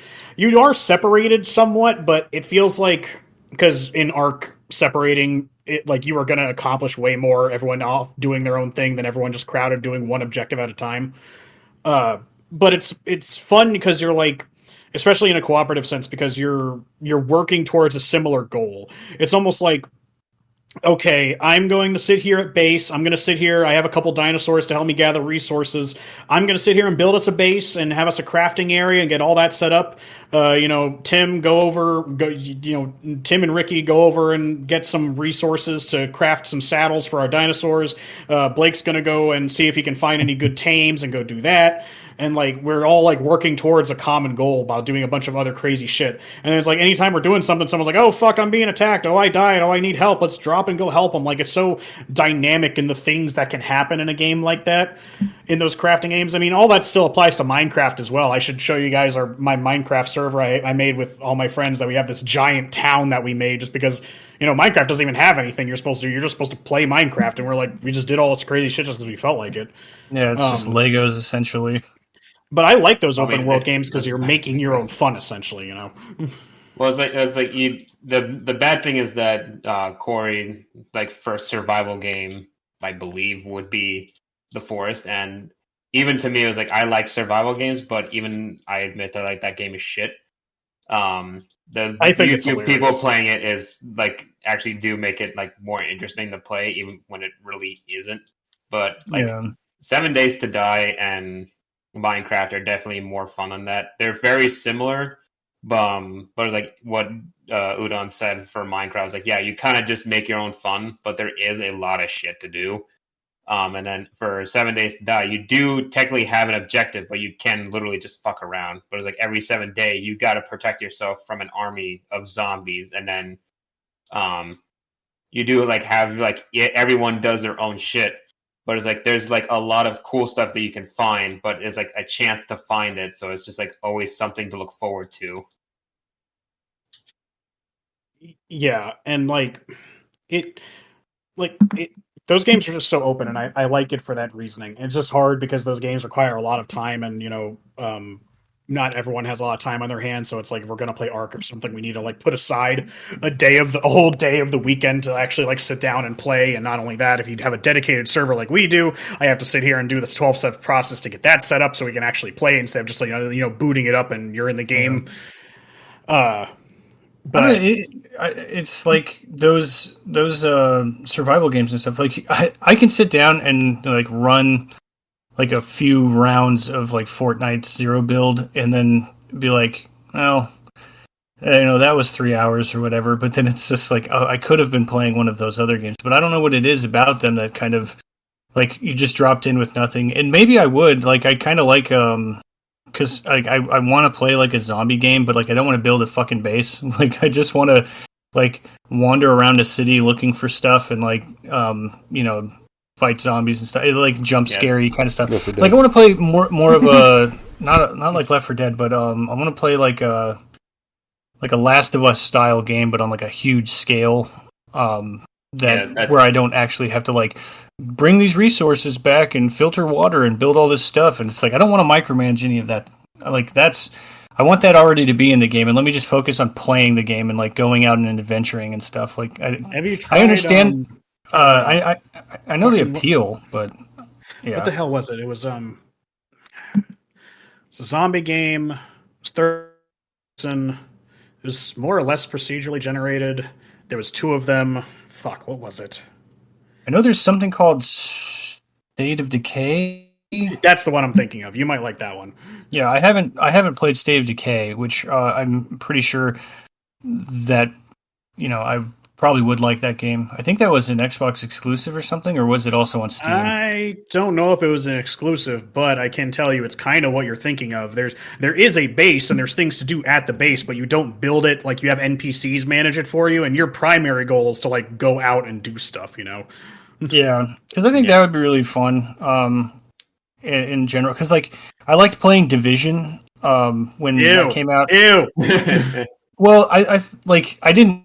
It was one of those games where like it's supposed to be played forever, and then it's like, well, once I beat like the main quest line, I don't care about running it back. Because I usually will move on to the next game once I've completed like whatever the main thing is. They're like, now do it again on a harder difficulty. I'm like, no, I won. I'm leaving. I mean, well, maybe one day, if it gets on sale, I can convince you all to try Ark. That would be. I mean, you might like it, you might not, but that game gets put on sale. I do like dinosaurs. It is fun, and and don't get me wrong, I would feel slightly guilty about forcing you to play it because it's not the most polished thing in the world, but it's also doesn't have any competition, so it's the only time you're going to get an experience like that. Which, like you just said, you wanted like this really specific like experience with zombies. Like Ark is this very specific experience with dinosaurs that I wanted, because it's like, oh, you just want about dinosaurs. Like, no, I've explained this on a different episode, but it's like I want to chill with dinosaurs. I still want to be, they can attack me and eat me still, but I still want to be able to like tame them and stuff, and that like ride on a T-Rex and shit. And I'm not gonna get that playing fucking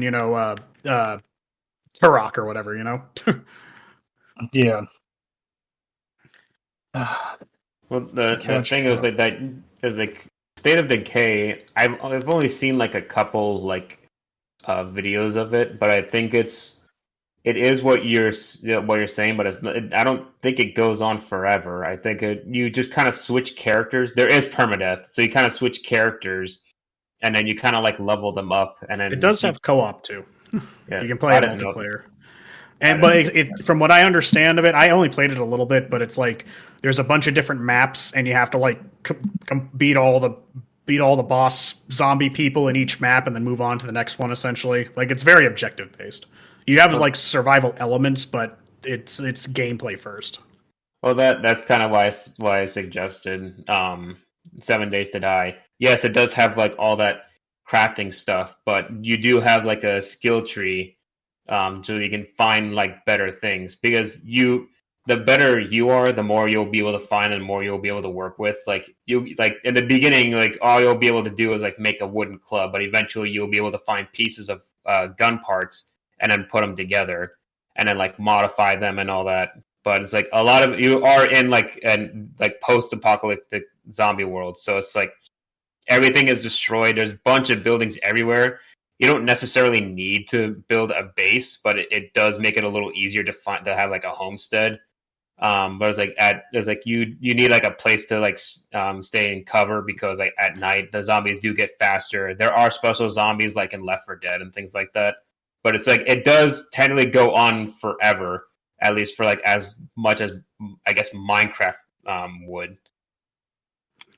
Yeah, it's very. I mean, I have 7 Days to Die on Steam. I haven't played it a whole lot, but I have played it a little bit, and it's kind of the same thing as Ark. It's like a big ass world. You don't have dinosaurs, obviously, and you can't tame zombies, though that'd be fucking hilarious. but it's just this big open world survival thing where it's just make your own fun, essentially. I don't know if the game has bosses or an overall objective, because Ark still has that, but it's very open-ended in how you accomplish it. No, 7 Days to Die doesn't have bosses. Not that I've ever run into any. It does have like objectives where it's just like, go to like this specific area because I lost something, then return it to a trader, or like, as like, my friend turned into a zombie, can you please kill him? And I'm like, I don't know if you'd count that as like a boss or anything like that. I was like, I don't really do the objective stuff because for one, they're hard as shit to find. And also, it's just like a little sticky note on a desk that you'd pay no mind to. It was like, well, I'm not going to look for that. I'm going to be looking for fucking gun parts. Yeah. Here's a fun question that I thought about when Jordan was explaining him playing Gears of War split screen. We're all really old, so we all remember the days of split screen being the primary way to play with people. Do you feel that we have lost something now that we moved away from split screen games? I know it's part of it has to do with just everyone growing up and, where no one lives in the same place necessarily. But I mean, I guess I can ask Jordan specifically to see what I'm curious what you think. So when you've played that Gears of War and stuff with couch co-op stuff, all the things you've done with Corey couch co-op, but then now you play with Corey online primarily when we were playing with like Phasmophobia and you guys are playing the Hypercharge and stuff like that. Do you feel like there's been something lost in that now that you're not in the same room with them, or do you feel like you're still getting the same experience playing these games with other people online without being in the same room nowadays? Oh no, I am 100%. I believe that split screen in the same room with somebody is the best experience you're ever going to get. I do have a great time playing online, but it's when you're literally there in the room with the individual that you react differently. I can definitely say that, like, for me being online, it doesn't seem as strong of a connection as you would be as if you were in the same person, because you do separate things, because you're right there. You can touch the person. You can actually explain things better. You can be able to relate things with your hands and visuals rather than it being by just voice. So it makes communication easier, but it also makes things funnier because you can express yourself through comedy by field of hands and motion and such rather than just talking. And physical comedy. Yeah, there's a lot of things that are missing there, and I don't know. It's like you're trying to spend so much time trying to explain yourself to make things seem funny, when in fact, if you were right then and there, it would just come and click right when much easier, because it'd be just a lot less having to come up with ways to make things work to make it fun. And I'm not saying it isn't, but if I was to say that if we were all in the same room together playing something, I could almost guarantee it would be way more better and funner than if it would be that we were all doing it just online in general. It just feels like an empty space that you would get a whole lot much more better feeling if you were to do it in the same room. And that's why me personally, if I'm to bring up any sort of good memories that I usually tend to have, and it relates to me being a kid, because those were the days of when I was literally sitting in the same room with Corey or sitting in the same room with old friends at school, not being a kid, but the idea, sense that you guys were all there together and you guys were having a great time playing. That's why I miss the Halo LAN parties. We were all there in the same house, maybe not in the same room exactly, but you could communicate and you guys, good game or fuck you, after you lost a game or something, but it was always fun. You were always waiting for the very next day.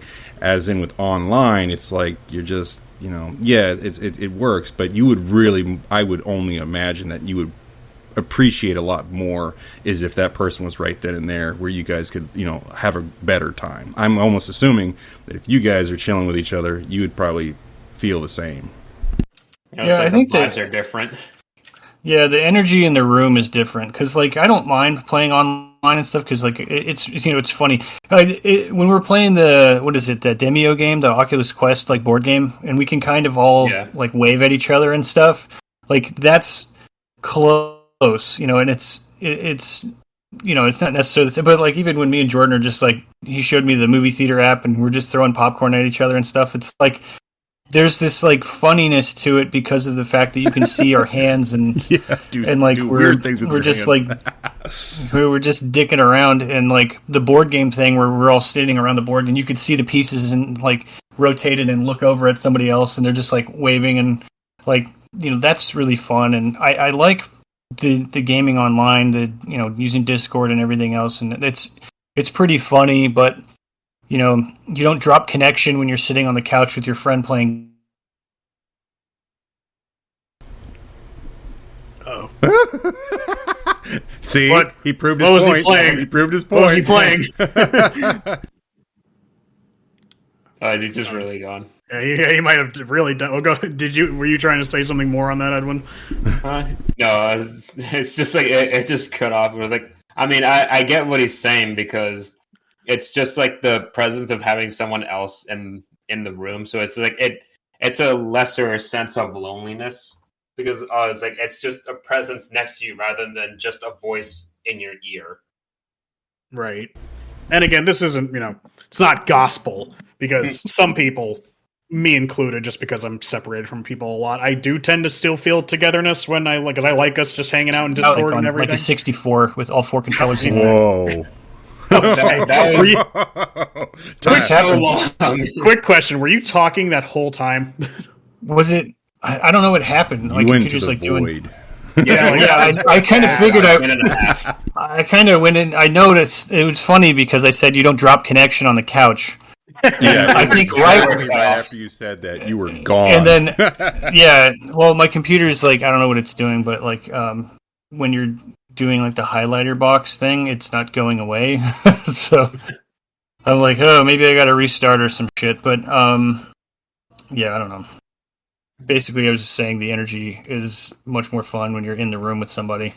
It is. I mean, I'm very much happy about it, and you know, yeah, it's just the kid age when, you know, everybody had more time. Obviously, it'll probably feel a more different when you've got more responsibilities. You have a lot less time to do things, which is what Udon has said before. You know, you'll have the money to buy the games, but no time to play them. No time to play them, right? Yeah. But it's like I would almost be saying that if you do have the time and you end up being that with that person, it's a really cool thing, because that's like, for me, it almost makes me feel like, you know, the old times, you know, when you were on the phone, you gave somebody a call, you can't see their face and you're just talking, you're like, yeah, it's great, but you end up getting on your bicycle and you're riding your bike to someone's house because you want to see the person. You're not really wanting to just chat with them on phone all the time. You want to actually go and see them and go hang out, which is what we would always do. I'd be like, hey, you know, head over, or I'm on my way, and get on the bikes and then come pick you up, and then you guys are now chilling and going somewhere else, because that was that idea that you wanted to connect with each other. And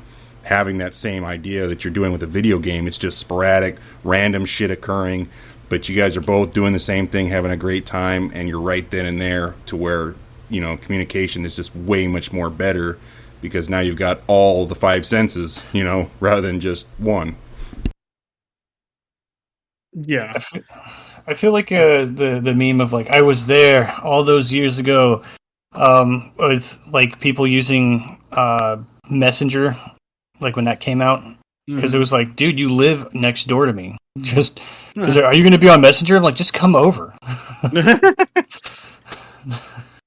it's something that I definitely miss as well, because I mean, luckily I have friends that are near me, so occasionally, you know, Tim or someone will come over, and as of right now, we're like coming over, and he's just hanging out on the couch helping me play through Resident Evil 2, and it's just, you get so much more out of it, because you know, people in person, I mean, fuck, any game can become multiplayer, because now it's like, all right, let's play GTA, you know, when you die, pass the controller, you know. So you can turn any game into a cooperative or just, you know, multiplayer game, quote unquote, at that point anyways. That's exactly another memory of mine is, yeah, you die, pass the sticks. You know, pass the sticks. Yeah. Well, we even had, I had like, you know, because I had hand-me-down TVs and stuff, and so I had like 2 old like retro TVs with like the power button was also the volume button, and another TV I had to turn on with like a flathead screwdriver, and but I had like a PlayStation on one and a GameCube or like an Xbox on another one, or like a friend would bring his console over, and even though we're both playing single player games, Like we're still bullshitting back and forth while we're both playing single player games. Or you both buy 2 different games and you guys switch each other and say, "Hey, I got this game, you got that game. We'll play them," and then okay, beat them and trade. Yeah, and then just switch. Or it's just like you're in mid game. You're like, you know what? I'm not really feeling it. What do you got over there? Switch, and then you end up liking each other's game or something. But it's like you're right then and there, and you guys are having a fun time trying to, express whether you like or hate whatever game you're playing, and you guys are basing just off each other's feelings of the game, and just role playing whatever as you will, with just fun stuff. As if you hate it, you love it. You love it, you hate it, whatever.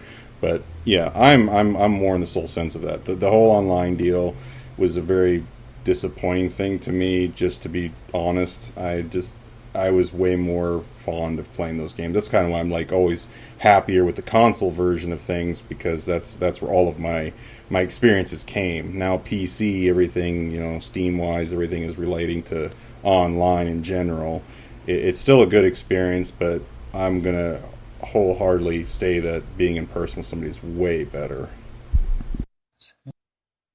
Yeah, I mean, I pretty much agree with you. How you describe it seems to I feel like that would match a lot of people's opinions. Because again, I want to play games to just play them. Where nowadays it's like we're playing the games. Like occasionally, me and my friends would quote unquote sweat together because we're like, all right, we're gonna play Halo 3 on Legendary now. We're gonna buckle down and beat this shit. And so doing things that require a bit more like cooperativeness that isn't like meant to be just fun silly time is fun to me. But it's just like I don't know when everyone switched. I mean, and again, we're talking primarily from a console perspective. People have been playing like Counter-Strike and Quake and shit online for years on the computer. So I'm sure that there's a lot of people that might have a different opinion. But yeah, it's like you're never going to get that same just kind of chill vibe you get when you're just playing with your friends in the same room. So when you do play games that have I think one of the closest times I felt that way was that me and my friend John had played what was it called? Oh, we played 2 of them. They were both from EA, strangely enough. One was called what was it called? It was the Prison Break game where you both played you played as 2 guys getting out of the prison, and it was like a kind of story-based game. What the fuck was that called? No, not Escapists. It's from the same guy that made Brothers and It Takes Two. What the fuck was it called? Oh, A Way Out. Yeah. A Way Out. Okay, so we played that, and we also play It Takes Two. But something fun that game does that it doesn't need to do, but I feel like definitely helps with the immersion, is even though we're playing online, it has split screen, so I can see what he's doing on the screen at the same time. Like on both of those games, it's split vertically down the center, which isn't the best way to have split screen, but for those games, it just worked. I was going to say that's the worst setting.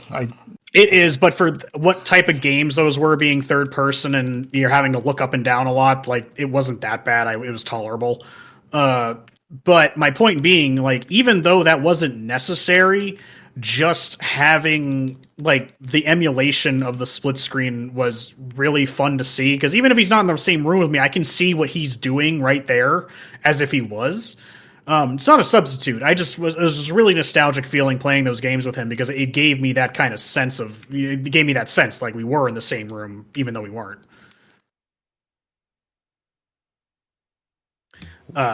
Yeah, that was a really unique gameplay. But it's like that game like requires you to like know what the other one is doing. Granted, it's a little bit like a cheating mechanic, consider like the always hiding the split screen like down the middle using cardboard or something like all those memes do.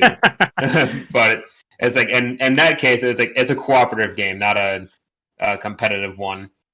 Right. It's like the competitive one was just like.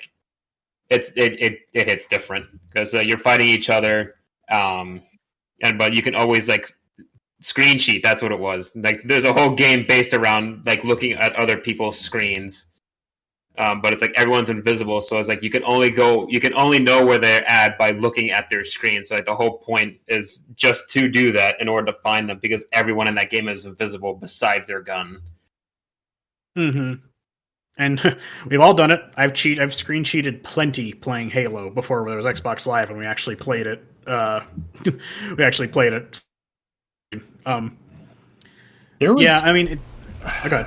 Oh, I was gonna say, like, I remember there used to be in like I saw an ad for it in like GamePro magazine or something like that. It was a TV attachment that you would put on a round, like if you had like a round table, like a big ass round table, you put your TV down on one side, and then you put this thing in front of the TV, and through mirrors it bounces all the split screens to each blown up screen, so that you could avoid it. But I'm like, that's such a weird, very specific device that was just invented for gaming, and probably like was bought by maybe like 100 people, and they're just circulating somewhere out there in the ether, just to avoid screen sniping.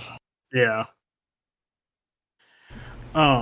Fuck, I just had another question I was going to ask. I kind of was alluding to it before, but when you guys are looking at multiplayer games nowadays, like, do you like having like more, more skill-based things, kind of like playing like almost like playing Vermintide, but you're playing on the higher difficulties for other reasons, or are you just trying to look for games that give you a good time, like that, like One Arm Chef or something, cooperative games that are primarily just fun, silly things to do? Or do you like playing multiplayer games that have more of that like competitive, not really competitive, but just like much more serious goals to like accomplish? That it's going to require like coordination and things like that.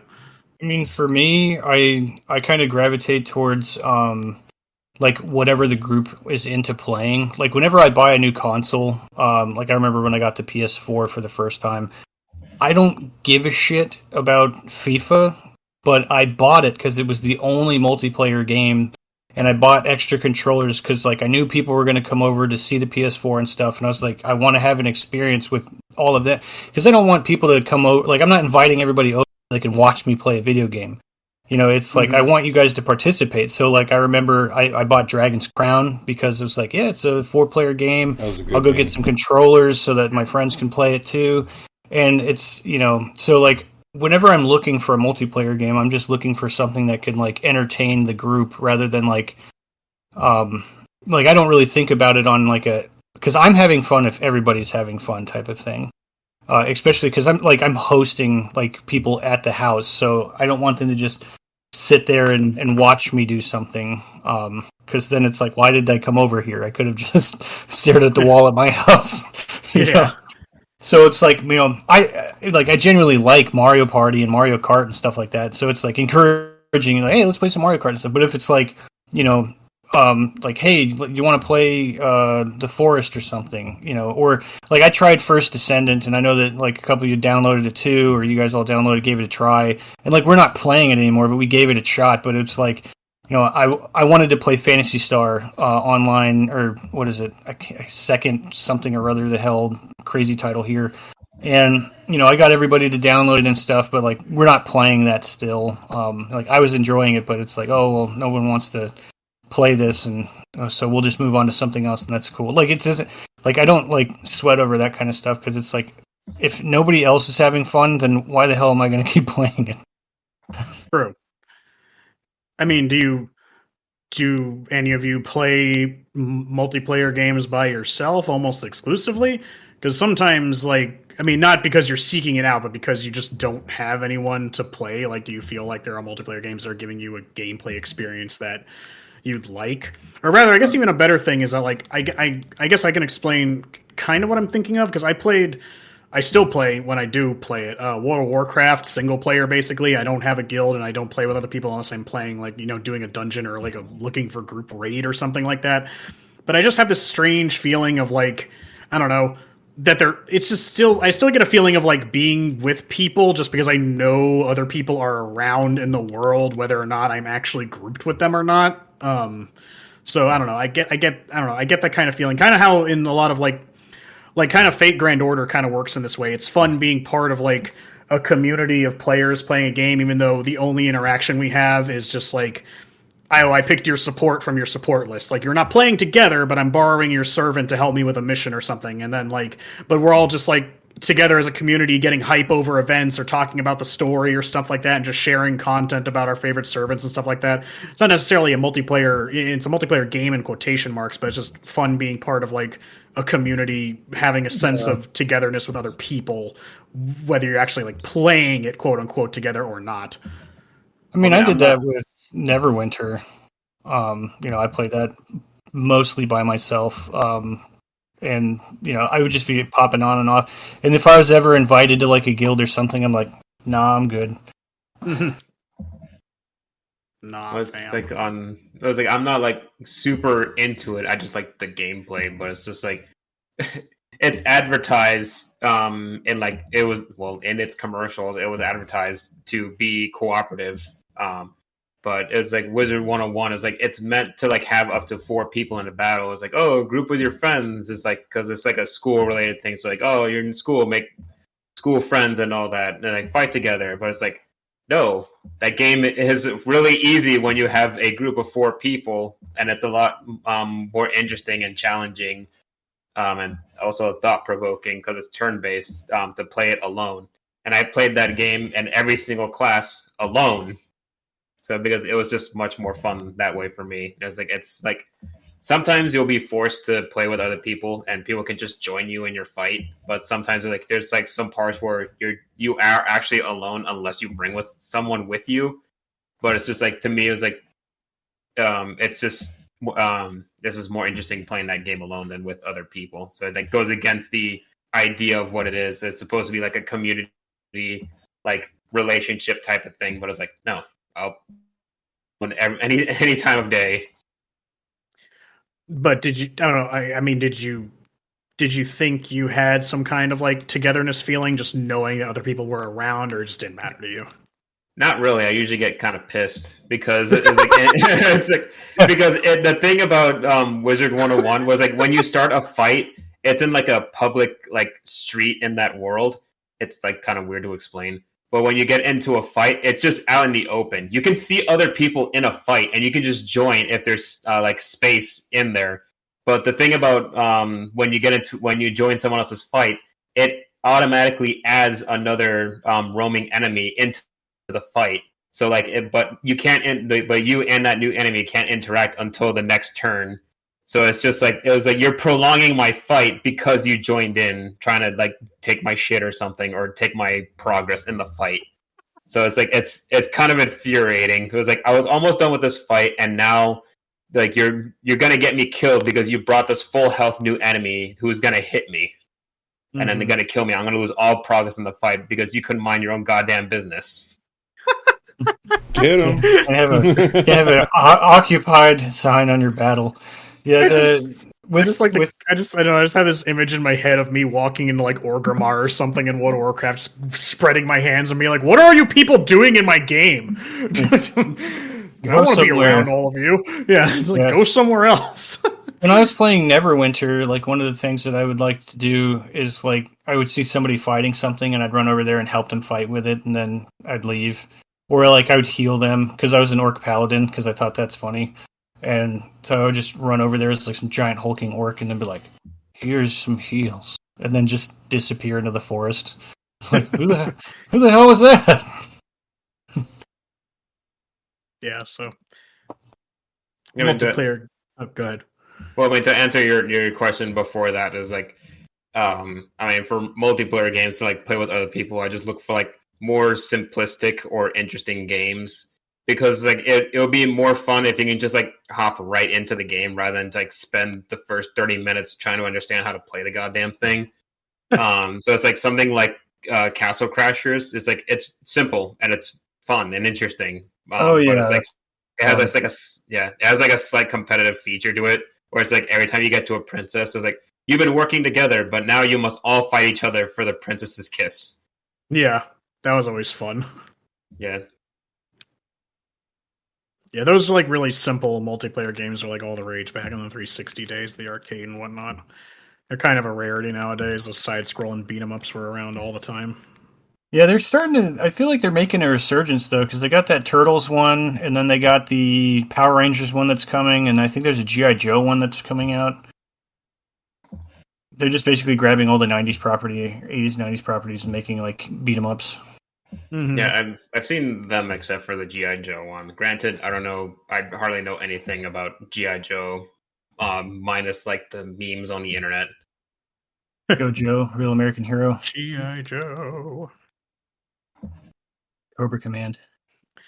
Pork chops. How do y'all feel about like the complete over? I mean, I'm gonna make my feelings about it clear, but the complete oversaturation. And don't get me wrong, like there's still plenty of single player games coming out, but like the economical like plan for a lot of companies now is just like make competitive live service multiplayer games equals $1 bajillion, and it's just led to this like huge oversaturation of like, especially hero shooters have been really popular late nowadays. But I mean, basically to timestamp this episode mentioning Concord's downfall, you know, it's like seeing that stuff, like that mindset. You, like if you're going into a game going, I'm going to design something that people want to play forever. It's like, don't do that, because the player is going to decide whether or not they're going to play it forever. You don't get to choose that mentality.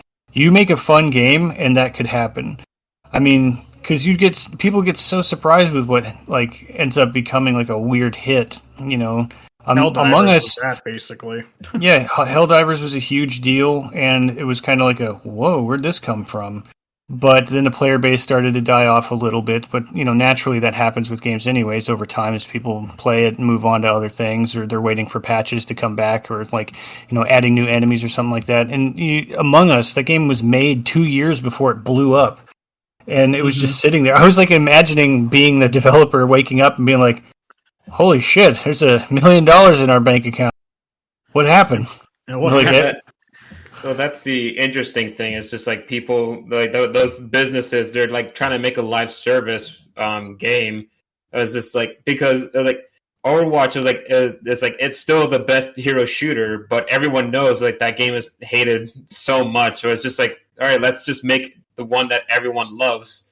But it's just like, you know, it's like a live service game will not survive without someone liking it. So, and then like the thing about Among Us, it's just like they want to, like, making a live service is harder to keep alive because you need the audience to stay on there 24/7, and instead of like make a game and then it's just out there and it exists and it eventually make you money, because like that's what happened with, like you said, Among Us. It's like it exists and then eventually people found it and then now it's like insanely popular.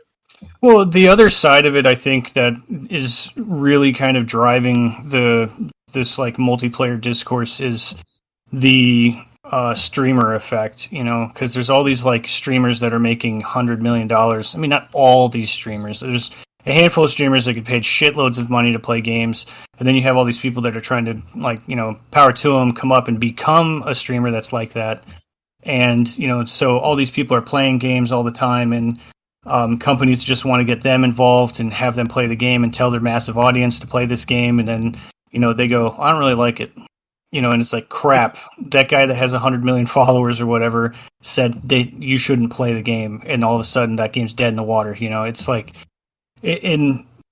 so they're not even making games for me, you know, they're making games for streamers and hoping that the streamer in turn flips that to sales numbers based on their follower size.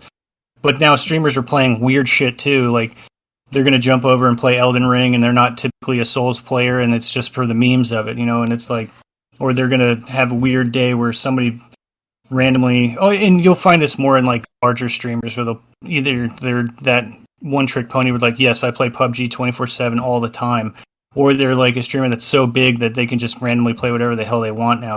Yeah, on Tuesday I'm just going to try out like Bubsy 3D and see if I can beat it, you know, and then everybody will, you know, watch because it's funny. But all the other streamers that are like the smaller ones that are like trying to come up, you know, they're buying every new game and playing every new game, and like trying to be, you know, they're just trying to make it, you know, and like I said, power to them. But the games are targeting them now, or game developers are targeting them, and not necessarily like the average player. Well, I just hate that the common practice nowadays is all online stuff. Again, you know, I'm old-fashioned here, but most games is requiring 2 consoles or 2 PCs or something in order to play with each other. How we were talking about sitting next to a person. If that's the case, it's going to usually require me and someone else having to fork up money for an entire console, both of us, and then 2 separate games, 2 separate controllers in order to play it.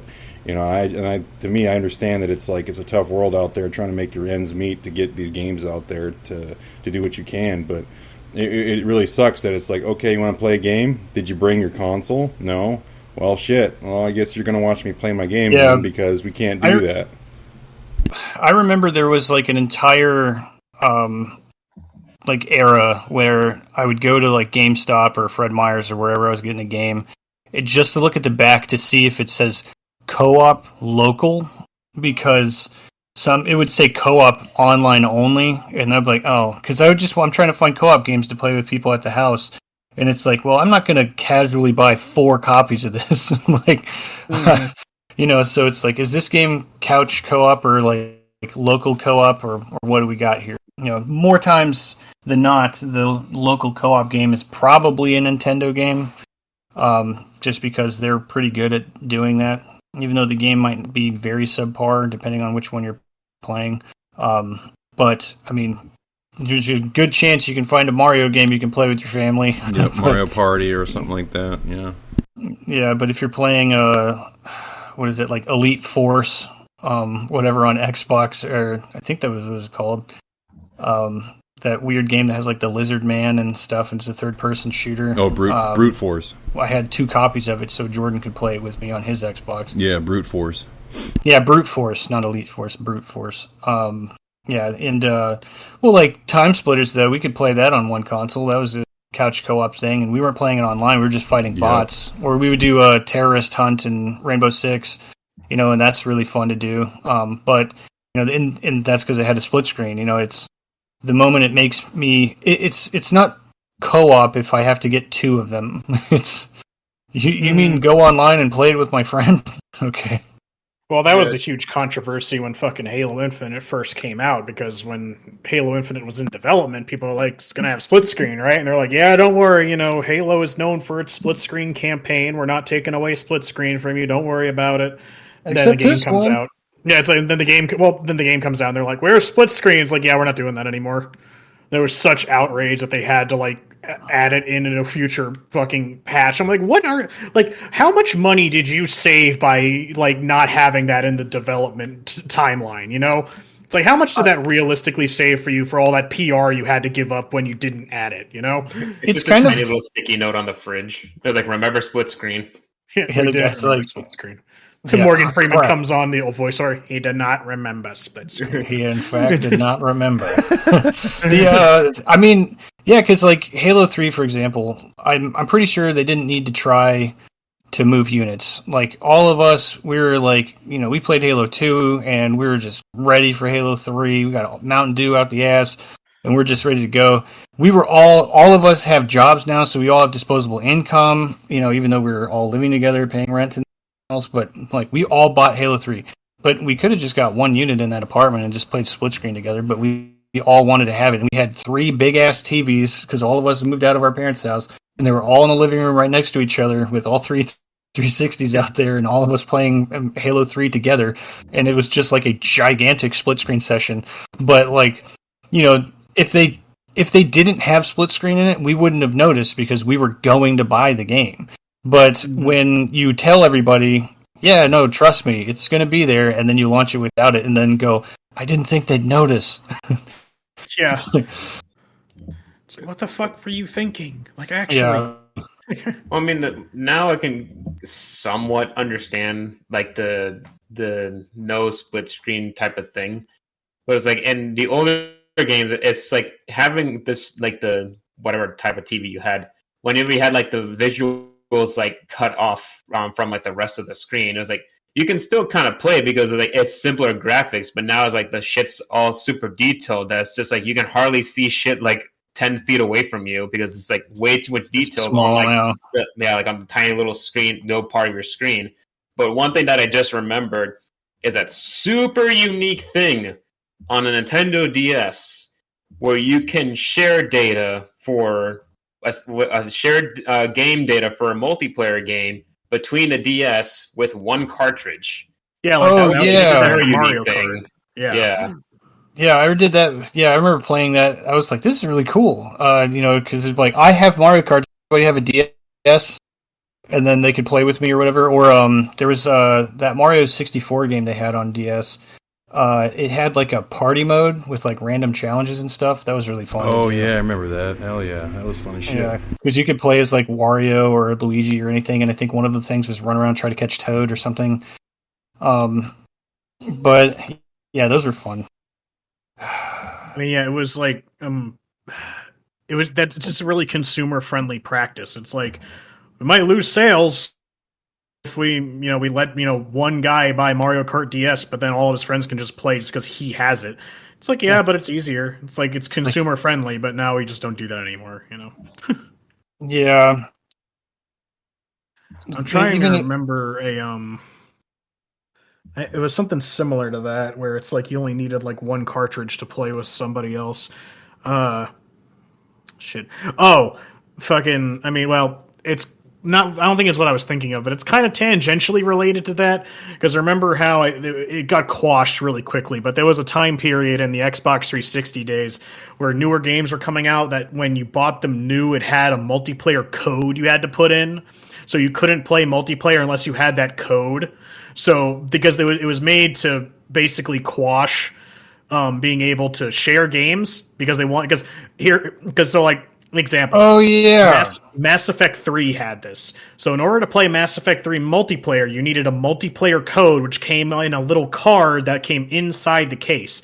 But once you use that code, no one else could use it. So even though I could let my friend borrow my Mass Effect 3, they could only play the campaign. They were not allowed to play multiplayer because it was meant to like force them to buy their own copy of it in order to play with me, I never heard of that. I remember they were talking about doing those game keys because they were trying to prevent people from trading games or lending it to their friend. Yes. They thought that was hurting sales. And then everybody's like, well, what the fuck's going to happen to used game markets then if I can't even buy a used game because somebody's already gotten the code? Yeah, and you might not have heard of it, Edwin, simply because it did not last very long because of the outrage it sparked, and it was only for very specific games. Yeah, it's like literally the second you said that, I was just like, wait, what does that have? What about the used games? Because I know I had issues with like, it's a used like deluxe version of the game, and it comes with like all the DLC and stuff. But it's like a used game is not going to have that, so it's like, what's the point of paying the extra money? And then it's like the first thing is like that's like preventing password sharing from Netflix before Netflix. And I was thinking about the co-op side of it too. Is like you're not having to deal with servers and stuff. You guys are all on the same exact game. You're playing off of the same speeds of the processor inside of the console itself. It's like there's not going to be any real issue to convenience-wise if you guys really are starting a game. I mean, the one good one, and obviously it's not every game like this, but some games on Steam, it's a bitch to just be able to join someone's game to get yourself into it, to be able to play with each other. You guys drop signal, you lose somebody, you're trying to reconnect. The freaking Master Chief Collection, obviously that's a really bad one to note, but I mean, how difficult it was for me and Edwin just to play a game with each other was extremely frustrating. And it was just be like, what if it would have been better, which obviously would be kind of difficult where we're at located-wise geographically. But, I mean, if it was that we were in the same room, being able to just play it on the same console and you wouldn't have to worry about any of that, it would just be, is your console working? That's it. And then you guys could play on the same exact TV with two controllers in one game and then just be able to escape all of that frustration. Yeah, it does make things slightly easier. I remember what I wanted to say. Piggybacking off of the whole 3DS letting, or the Nintendo DS letting you do that like game cartridge sharing thing. I don't know if you can do it anymore on Xbox, but I remember in the Halo 3 days before my friend was able to have everyone has their own financial issues to deal with. One of my friends couldn't afford Xbox Live, so whenever he came over in the 360 days, you were able to sign in a guest on your console, and they didn't need you. As long as the main account had Xbox Live Gold, you could play online. So you were able to play Halo 3 multiplayer split screen on Xbox Live, fighting other people on just my Xbox. And that was, I mean, maybe they still do that because obviously it's not a thing that really happens anymore. I don't know if you can still do that nowadays. Yeah, you can still do that on the PlayStation and Xbox because it always asks you, is this your main console? And then so like anyone on that same console can use any of your shit, your games and your service. Well, still the point is, even if it is still around, the point I was trying to make is that that's still a very nice system to be like, oh, because me and my friend would play Halo 3 all the time at my house over together, just playing online all the time after school and shit like that. Just because it's like, he just comes over, he signs into guest, and we just play split screen. And that was super cool. I have a lot of good memories doing that. And some of them have that paid subscription you need in order to do that, too. I remember there was a Call of Duty game. I tried to play that with my nephew, and it wouldn't work unless I was paying for the subscription, so it didn't even matter. Oh, jeez. What Call of Duty was that? Can't remember. It was for PS5. I think it was World at War. I think it was. I was trying to play it. We were trying to do the zombie thing, and I tried to connect him, so he couldn't play with me, so I ended up having to frickin' fork up the cash to get the subscription so we could both play the zombie mode together. And it was, and it was something that I played only for an hour or two, and then I end up, I'm rolling with a month subscription on my hands because I just wanted to have a good time for just a couple of hours. That sucks. Yeah, that's kind of why people say. That's why we had so many issues with the Halo Master Chief Collection, because it was like I wasn't paying for... Like, I owned the game, but because I owned it on Xbox, I had to pay for the subscription to use the Xbox with my own fucking internet that I'm already paying for. So the thing about it is that there's like why people say it was like, oh, PC fucking master race, because like you already pay the internet and your computer goes straight towards it, but for a console you have to pay through the console to have to use like the company's servers to play any game with anyone else, and then cross progression and crossplay is a whole other different shit, which is the thing that we were having issues with because you were on the computer and then I was trying to go on Xbox. Like fuck, I gotta buy on the computer just so I can avoid paying all this shit. Right, but I mean, at the same time, again, it's like if you were just there, you wouldn't have to deal with all that crap. But it's just these whole online service thing where they're just trying to rake in more money. It's just, it sucks, and that's exactly right. Nintendo Switch is the only one that I still see is still like trying to hold with split screen, while everyone else is basically reverted to only online is the way it's going to go if you want to have a good time. Make sure you both have online service and you both guys got the same exact console, or at least the multi-compatibility where you guys can work with each other and have the same game. So be sure to fork up the cash. Yeah, that whole like the whole couch co-op thing got ruined in the name of money because what you just said. They get an extra sale of a console, extra sale of a game, and an extra sale of a subscription if they don't let people play split screen. So financially, it's like, oh, why haven't we been doing this the entire time? It's like, oh, because people fucking hate it. Doesn't Steam do that thing where you can invite somebody to play a game with you and they don't have to own it either? Well, there's also Steam has like that family account thing where you can combine two different accounts together and then they share all the games between them. And then it's something that PlayStation also has something like that, like the DS thing, where it does have remote play. It's finicky based on internet, but I only used it once to play with a friend of mine, Gang Beasts, where he had the game, but I didn't. So he told me to use remote play, and then my console will connect to his console, and then it's like I'm playing on his console the same game. It's very laggy, but I guess it works. We did end up playing for a few hours. I've only done that, at least.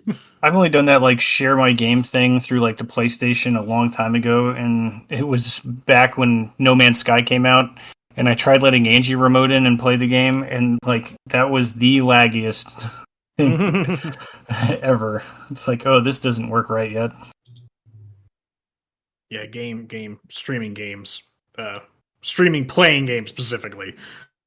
It was still in its infancy. Yeah. We're still not ready for that. Yeah, sometimes I get a lot, like I'll get buffering on YouTube videos. You think I can play a video game that has like reaction time? Exactly. I think so. Yeah. Then there's games that I don't think we haven't touched on it yet, but because there's almost nothing to touch on specifically because of what I'm about to say. But games that have multiplayer, but it's almost pointless. Like, why is there even multiplayer added to it? Let me dunk on Scarlet and Violet one more time. I have no idea what the fucking point is of the stupid Union Square thing where you can all be in the same like Pokemon world and doing things, because what the fuck are you doing together? Because me and my friends tried it when the game first came out, and we quickly realized there's nothing to do with each other. We just all spawn in the same world and then just run off in opposite directions. There's no point in being in the same world at all. Yeah, I don't get it. That's kind of a, like, maybe not having multiplayer and not needing it, and just having multiplayer but having basically having done it wrong, I guess, because there are that I specifically bought them because I'm like, oh, it's a co-op game, cool, I'll bring it home, put it in, we'll all get to play it. But then I'll be like, what the hell, it says on the case that this is multiplayer, where is the option? And then it'll be like, oh, you can play levels you've already beaten multiplayer with your friends. And it's like, what? But they're here now. Like, I bought this to play with my friends. You want me? Hold on, guys. Let me beat this game real quick so that we can all play it together. Like, hang tight. just say it's just don't put it in there if that's how it's going to be.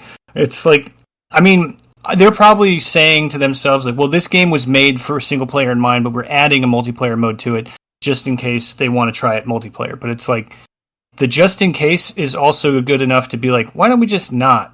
And we're not going to lose anything because that wasn't the main intention anyways.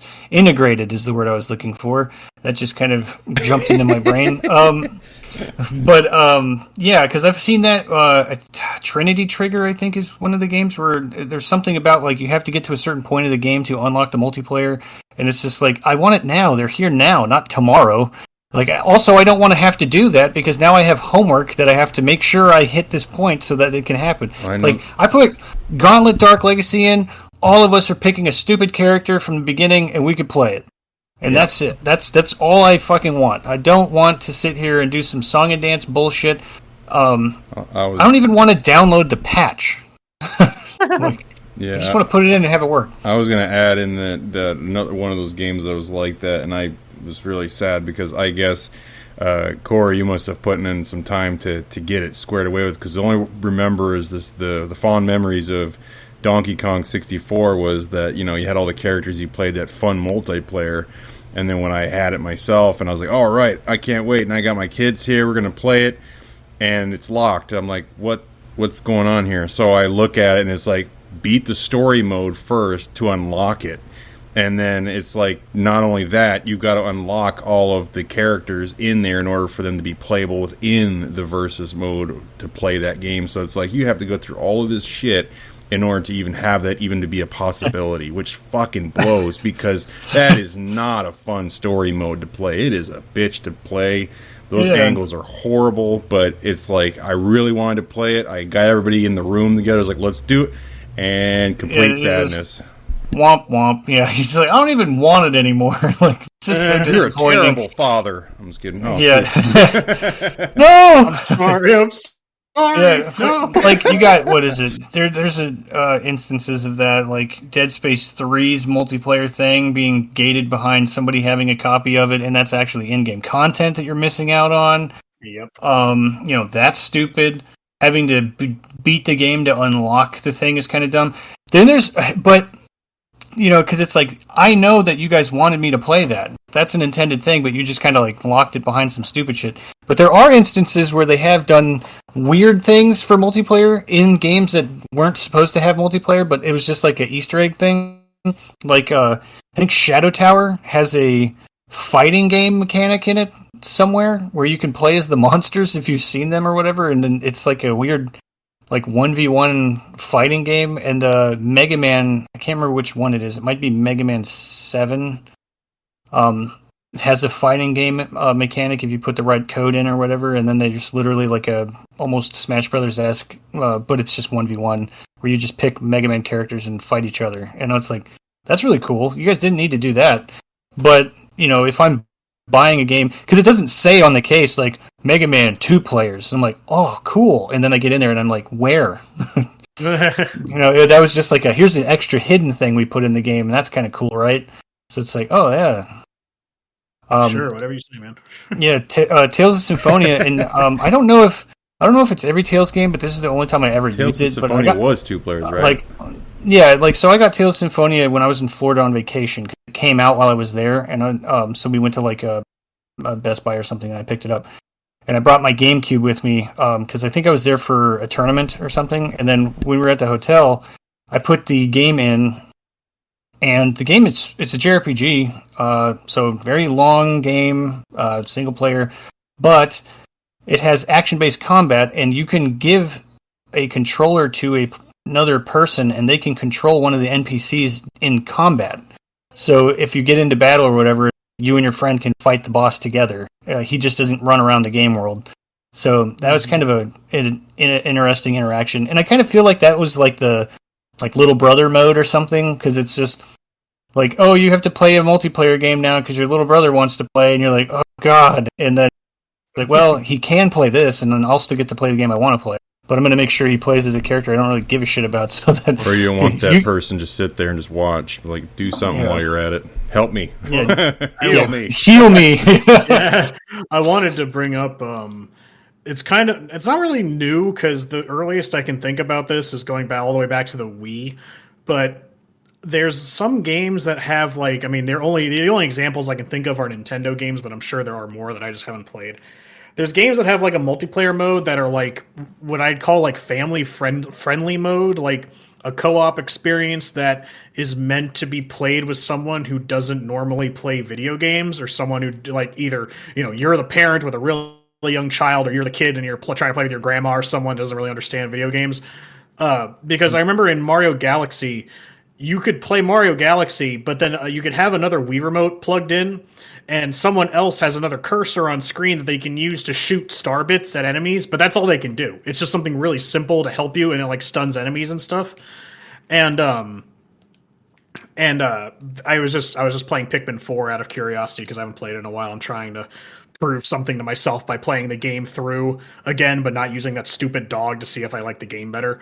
But my point is that when I was sitting there playing it, that has a co-op mode too, in a very similar fashion, to where you can have someone else plug in a Joy-Con and they can throw pebbles at enemies. Like, they're not really in the game playing it. They're just like helping in like a really, really peripheral kind of sense, They're still there, they're still helping, but it's just for people who really don't play video games. Stone him. Just, yeah. Just Olimar just cast the stones. Yeah.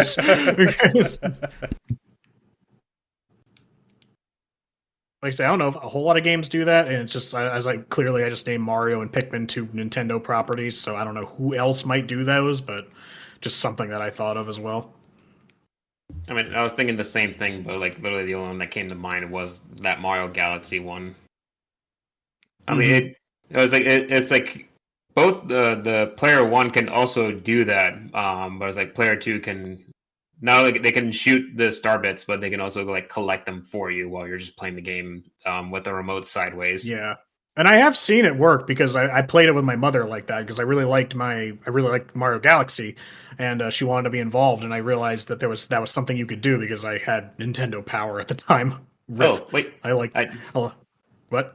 No, I'm sorry. I was like, it just popped in my mind. I remembered. It was like 2 other games, like Sonic 2, where you can play as Tails, you can play as a Waddle Dee. Or Kirby's have a lot of that, too. But yeah, I played Mario Galaxy with my mom because I knew that you could do a 2-player thing, and she really liked it. It worked. It worked exactly how you describe it, as a person who doesn't play video games, and you're doing the heavy lifting, where they're just kind of like tangentially helping you, but you're still in the same room playing. You're sharing an activity. And there's something that Jordan, I just thought about that Jordan might like, that falls in the same category that you might be able to play with your girls, because in Pokemon Let's Go Eevee and Pokemon Let's Go Pikachu, they have a co-op mode, and it's kind of hilarious co-op mode because in Pokemon Pikachu and Eevee, you can have another player come in and control another trainer, and you share the same party of Pokemon. But in battles, you basically get to gangbang whoever you're fighting, because every battle will be a 2-on-1. So you're basically just word it that way with the kids. and you can catch Pokemon, like because it's like Pokemon Go. They introduce like Pokemon Go mechanics, so you like swing the Joy-Con to throw Pokeballs, and if you have two people together and you throw the Pokeballs at the same time, you can catch the Pokemon. You have a like much higher catch rate, and it's a really fun co-op mode. It's completely broken, and if you're a loser like me who's just trying to shiny hunt and you're just having two Joy-Cons in each hand and you're like you're just like pretending you have someone with you. I'm not alone. Yeah. Sadness. It's a SpongeBob meme. I'm just looking down at the two Joy-Cons in my hand. I'm just like, the gang's all here.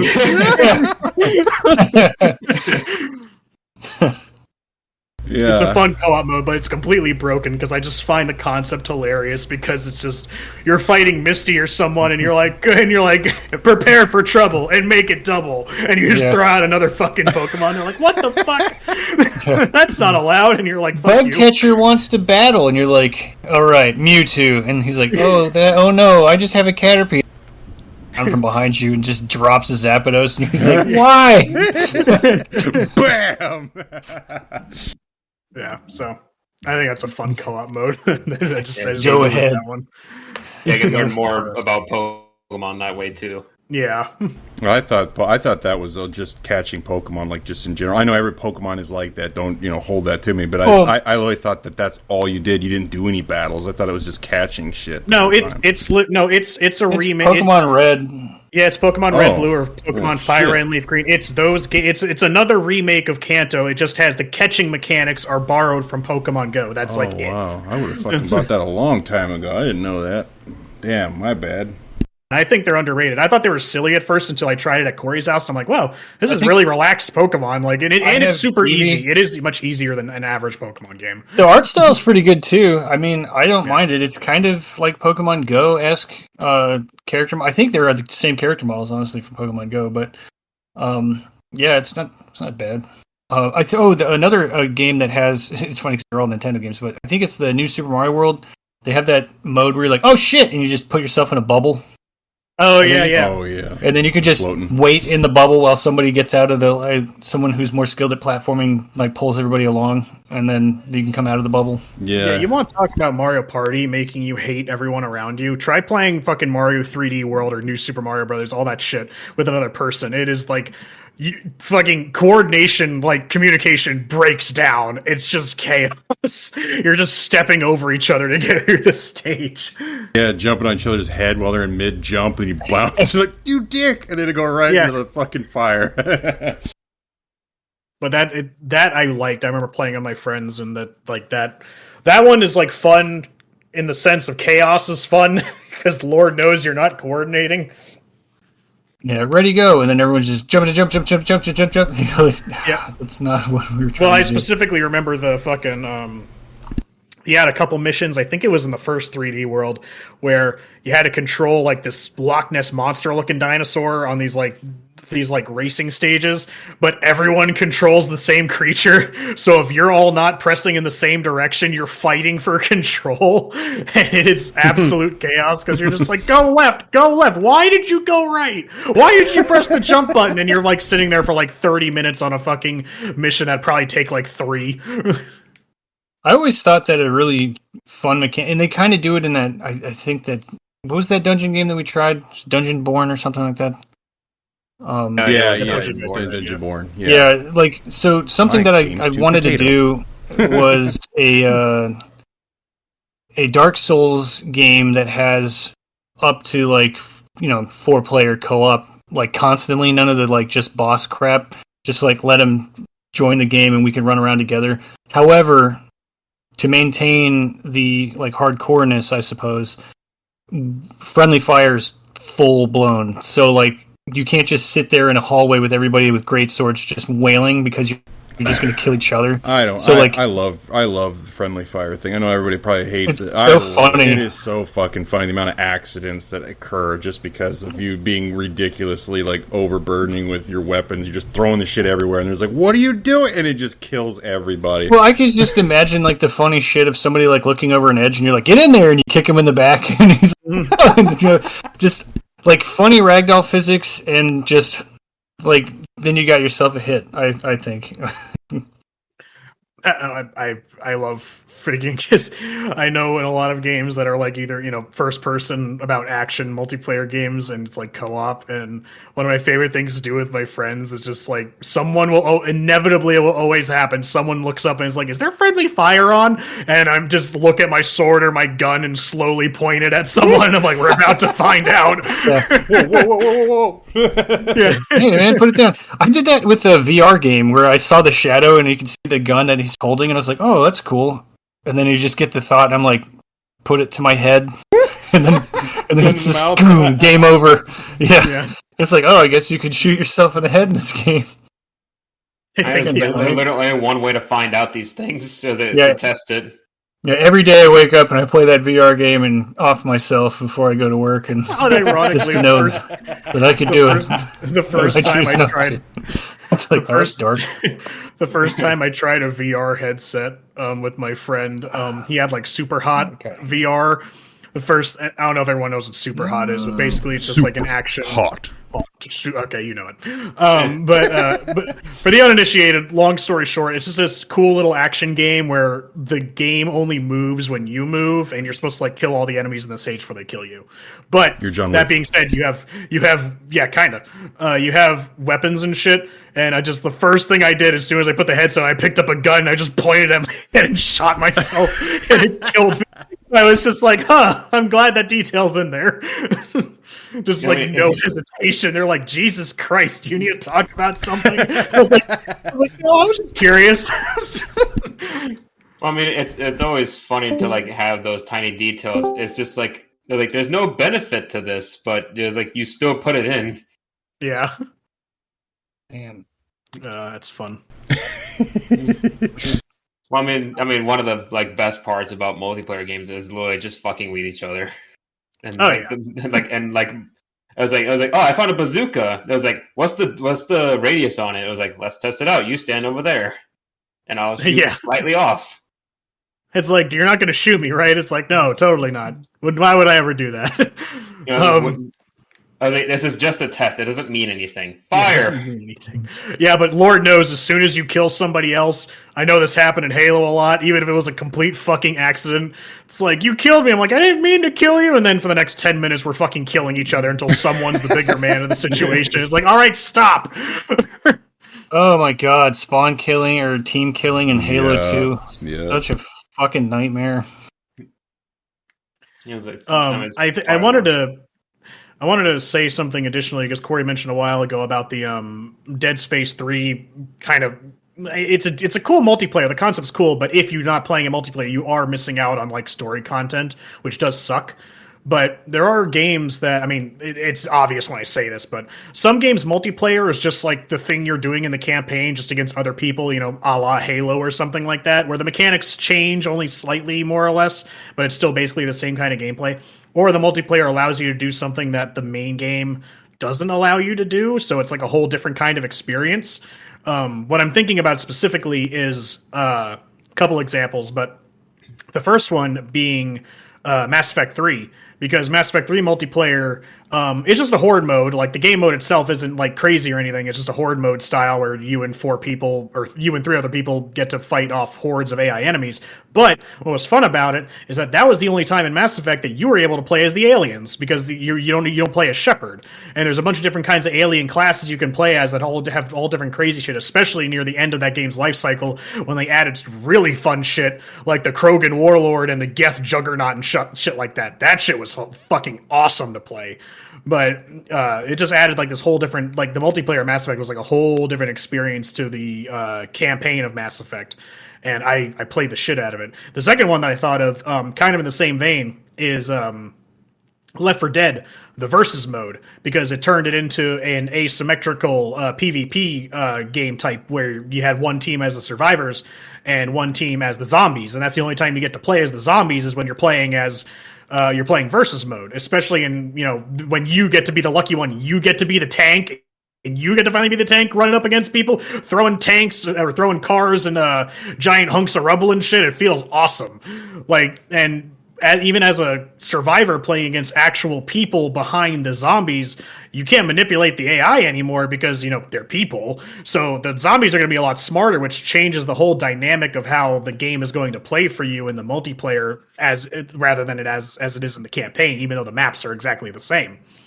So I don't know. I just think that's interesting when people take advantage of being able to do something completely different with their multiplayer. So it's not just, like I said, it's not even like knocking things like Halo where it's like, oh, it's just this, but against other people because it works perfectly well. I'm just saying some games take advantage of the fact they're like, let's just do something completely different that we wouldn't be able to do in the main game, Well, Dead Space like Resident Evil, and that shit failed so fucking hard. Oh, it can fail spectacularly. I like the BioShock multiplayer, but it was shit. I got that weird like Operation Raccoon City game. Oh man, that was bad. Oh yeah, that was terrible. But what is it? Dead Space 2 had an asymmetric like team thing, and I thought that worked pretty well. It was kind of funny being like the baby that's crawling on the walls and shit.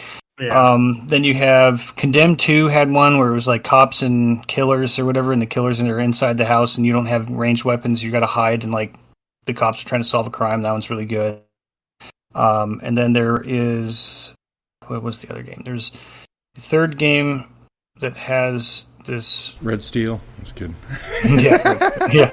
No, not that. I remember I was like just trying to cope with it. Like, it's a good game. No, it's not. Shit. You're trying to justify $60. Yeah, it was a good buy. I can see you're the only one that has it. Yeah, it's okay. I'm not coping. I'm not. The interesting is that Doom Eternal has that mechanic too, where you can play as the demons instead of the Doom Hunter or Doom Slayer. I was like, I didn't know that. Resistance kind of has it with the Chimera and the humans. I forgot about see that through game. the damn walls. Jesus, yeah, cheating shit. Trying to think because it changes how the game plays. I said that like 3 or 4 times, but I remember specifically I liked playing as zombies, especially I liked playing as the jockey and the smoker in Left 4 Dead because they were ones that the hunter too, but no one likes playing the boomer. But I liked it because there was a sense of strategy because there's several points in the map in Left 4 Dead where the survivors have to like jump down somewhere or just cut themselves off very slowly. And if you time it just right and you catch somebody at the top of those stairs or something, or the top of the grate, what have you, as everyone else has already jumped down and you catch them, it just feels so satisfying because they're basically fucked because everyone else has already jumped down. So it's like, fuck, unless they can snipe you off the person, they can't get them anymore, especially if you get them down. It's just so satisfying, the kind of strategies where you do. And while the boomer, you can't exactly, incapacitate anyone. It is funny just being like, fuck it, suicide bomb. You just run into the middle of all of them and just blow up. It's really fun. There was one that I still remember, and it's from a console that everybody hates, but the Wii U. I still remember on one of the Super Mario games, it was very simplistic. It was nothing complicated or crazy about it, but I just liked the mechanic of how it was, and it was just that there was a mini game, I think is what it was, and you would all be like a Mario Party sequence where you guys were in I think it was like Luigi's Haunted Mansion type of thing, and whoever had the big giant controller was the one that was operating as the ghost. And so you would be the only person that could see the people, yet they couldn't see you. And you would be basically just roaming around this open mansion area where you're just like, it's kind of like scary because obviously you can't see what the hell's going on, yet you're trying to catch it or whatever. And yet he comes and he tries to, scare you, give you paralysis or whatever by scaring you and shit. But it was kind of funny that you could see the whole mapping area with that controller, and everybody else is on edge because they don't see what's going to happen. So they're like constantly just running around like with the chicken with their head cut off. You're the only person that's just like, I'm gonna get you, and you're like talking to them. in the same room, of course, and you're just messing with people's mind. Like, I see you, and you're like, oh shit, where the fuck is he? But it was like shit like that was very simple, but yet it was unique because of how it was operating, and I thought that was really cool. Mm-hmm. Yeah, it's like they had a game mode for one person playing as Bowser, and everyone else is like playing pretty much. It was literally just a Bowser mode or Bowser Mario Party where one person plays as Bowser and it's versus all the other 4 players playing as regular Mario characters. But it was like that game was like it was liked, but only if you were playing as Bowser, because playing as Bowser was the fun part. Because it was so one-sided. It was like, yeah, it was 1 versus 4, but Bowser was way overpowered.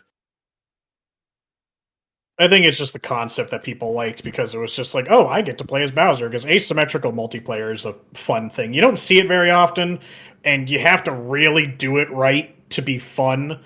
But, I mean, as much as it flopped, I like the idea of Evolve. Everyone remember that game? Yeah. I love the idea of Evolve too. Yeah, it's like, I like the idea. Execution was a bit iffy, but that game has a neat idea of having a bunch of people versus another player as the monster, because in that case it's almost like Monster Hunter, except the monster is being controlled by a person. But the problem with those kinds of games is that, especially with that one, if the player is playing the monster even remotely knows what they are doing, they will dominate. It's not even a question. It just made the monster too overpowered, and they never fixed it up. No, I mean, maybe it's the opposite, but how I felt with the little bit I played of it, I felt the opposite. If the monster had any idea what they were doing, they could just easily destroy the survivor, or the hunters, or whatever. Oh, now I remember that other game. No, I don't. Well, it's kind of. I'm pretty sure that I don't know. That's what I'm saying. I don't know if they're ever going to come back to something like that. But I think it had a good idea of what they were trying to do. That did seem like a fun thing. I remember I bought it, but I think it was like everybody, of course, like had to all have the same damn game in order for you all to play together and shit. And that was just one game that I knew that a lot of people didn't own, was that one. Splinter Cell was the other game I was thinking of. Double Agent? Because it was... yeah, Double Agent. It had spies and mercs, so it's first-person shooter on one side playing against third-person, basically Metal Gear Solid guys. And that was a really fun multiplayer as well. Mine was Dead by Daylight. Yeah, well, mine was... Is that what you said? Dead by Daylight. It's like the one person plays as the monster, and then the other. Oh yeah, you're basically Venom. Yeah. I played that a little bit. I was like, this is kind of crazy because I'm just Venom, and they're all trying not to get killed, but they're walking around with giant glowing helmets on or whatever because they have the UV lights or some shit. Dead by Day, the one with the one with all the killers in it, right? They do a bunch of collabs with like horror games and stuff like that, right? Is that the one I'm thinking? Yeah. Well, wait. Now I'm confused. It's like, no, Dying Light. That was the one you're talking about because like UV light. Dead by Daylight is like that. Is the one game where it just has like famous horror villains that you can play as.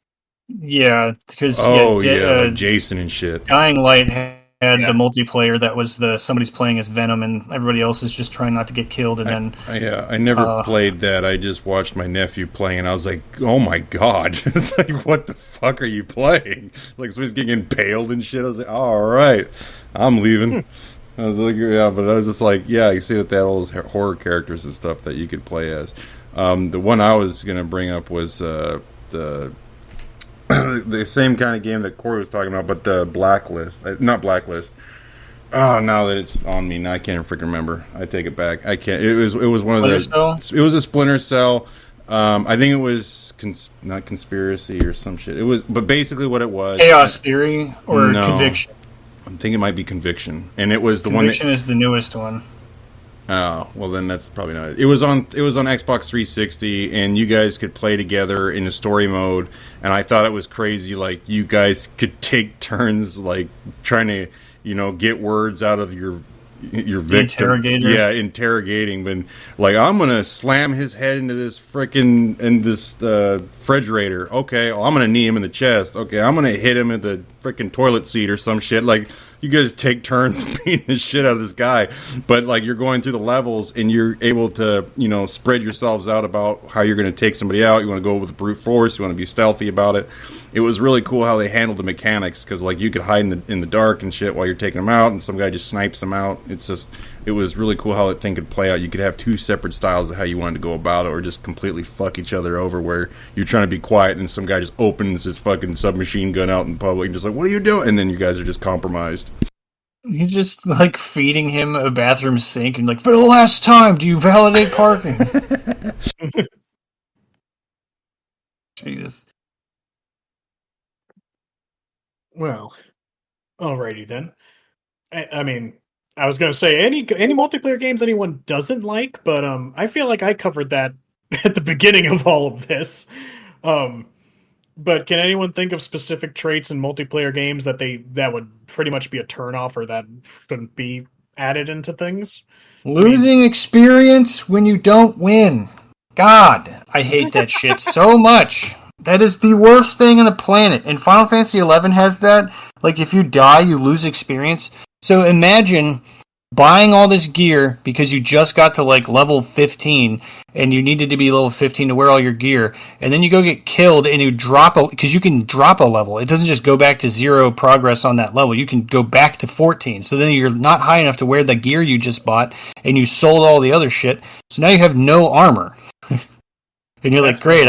MMO? Yeah, in the Final Fantasy 11, and I don't know if that's changed, but like, I hate that shit so much. And when you're building rank for something, and we were talking about League and stuff, I think like if you don't play often or whatever, that also affects your like rank settings or stats or something. Mm-hmm. But I'm just like, dude, if I'm playing your game, I'm playing your game. Don't penalize me because I had a 12-hour day. Like. I'm playing this to have fun, and you're taking my progress away, and I didn't do anything. I literally didn't even turn the game on, and so I'm being penalized for this. Like, fuck off. Mm-hmm. That's pretty much it. I don't like mine is because mine. I'm going to jump into tech, and for me, I'm not a fan of seeing how bad I'm being raped online, because it's like you're going through. I thought it was cool at first because they were going through. Yeah, well, no, it's just like you're going through your steps, right? You're being Kyo, then you're getting up to first Dan, you're proceeding up to your like getting your black belt and shit. That was cool, but it's like, okay, here at the end of this, you have like 300 losses and like 2 wins, and you're like, I really don't like seeing that. Like it really kind of like destroys me wanting to continue when I'm doing so bad, and it just keeps that record. And it does not refresh or just doesn't go away. It's like constantly, you suck, and it's just like it's right there every time you start a game. And I know with like Call of Duty and shit, you can go and look in your profile and see how bad you suck, but when it's like constantly in your face you suck, that oh yeah, your win-loss ratio is like attached to your gamer tag. Yeah, it's like first Dan 400 losses. I'm like, why am I seeing that on my introduction to start a fight? That's horrible. Tell him. Yeah, don't tell him. It's a secret. I can get behind that, because I mean, I might have said it in different words when I was bitching about Overwatch, but just the multiplayer games becoming all about fuck you, I'm better, look at my numbers, they're bigger than yours sort of thing. Like, that's what competitive multiplayer has become about, rather than just good old-fashioned trash talk and teabagging at the end of the day. But it's just like, look how many wins I have, look at my KD, look at my fucking my accuracy and all this other crap. And it's just, this is a number of games. It's like, don't get me wrong, I think you should be proud of stuff you're good at. It's just the games have become centered around that, which is what I find annoying. It's like I've said it multiple times. Like, the game should just be fun. I just want to play the game to play the game. When you get into a match with like a guy in Call of Duty and he's got the diamond-studded gun, you're like, oh fuck. Yeah, great. This guy's going to kill all of us multiple times. I'm pretty sure he's going to carry his team. That's a different conversation about fucking rewards in video games, but Yeah, I mean, at least then, I don't know, at least then it's like, oh my god, he has the diamond gun. I'm gonna get fucking reamed, but at least he earned the diamond gun or whatever with the gold skin. Yeah. Oops. I mean, it's like I just want a good game. I don't care about progression systems. They're fun when they're there and they're fine, but the game needs to come first. It needs to have a good gameplay loop that I want to consistently interact with. Like, I played the absolute fuck out of Mass Effect 3 multiplayer, and the only progression it really had was just leveling up the classes, and that's it. And then you just prestige them and did it again and again and again and again. That was the only kind of progression it had, but I just played it because it was so much fun. I loved playing the actual game. And it just, I don't know, it feels sad that I have to say it. It's just like it just seems obvious, but I just don't feel like I come across it nowadays. It's like, it's about the numbers. It's about doing my daily quest. It's like, no, the game needs to be fun. Even in my gacha games that I do the daily quests in, like, I don't play them if they're not fun. I still play the game. It's like, if I'm just doing it as a chore, what's the point? It's not a game, it's a chore. Yeah. But anywho's it. Unless anyone has anything else to say, I think we've kind of done a full circuit of this conversation without diving deeper into specific games anyways. Yeah, and I was timed out on a couple due to the surprise thunderstorm that decided to show up as soon as we started doing this. Like lightning hit like in my backyard. Dun, dun, dun, dun. Nice. Yeah, I do. Yeah. Dun, dun, dun. Anyways, doing a fatality outside?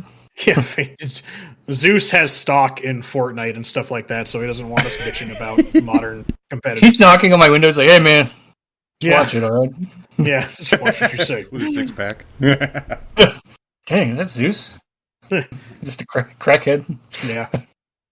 Anyways, Jordan, do we have trivia?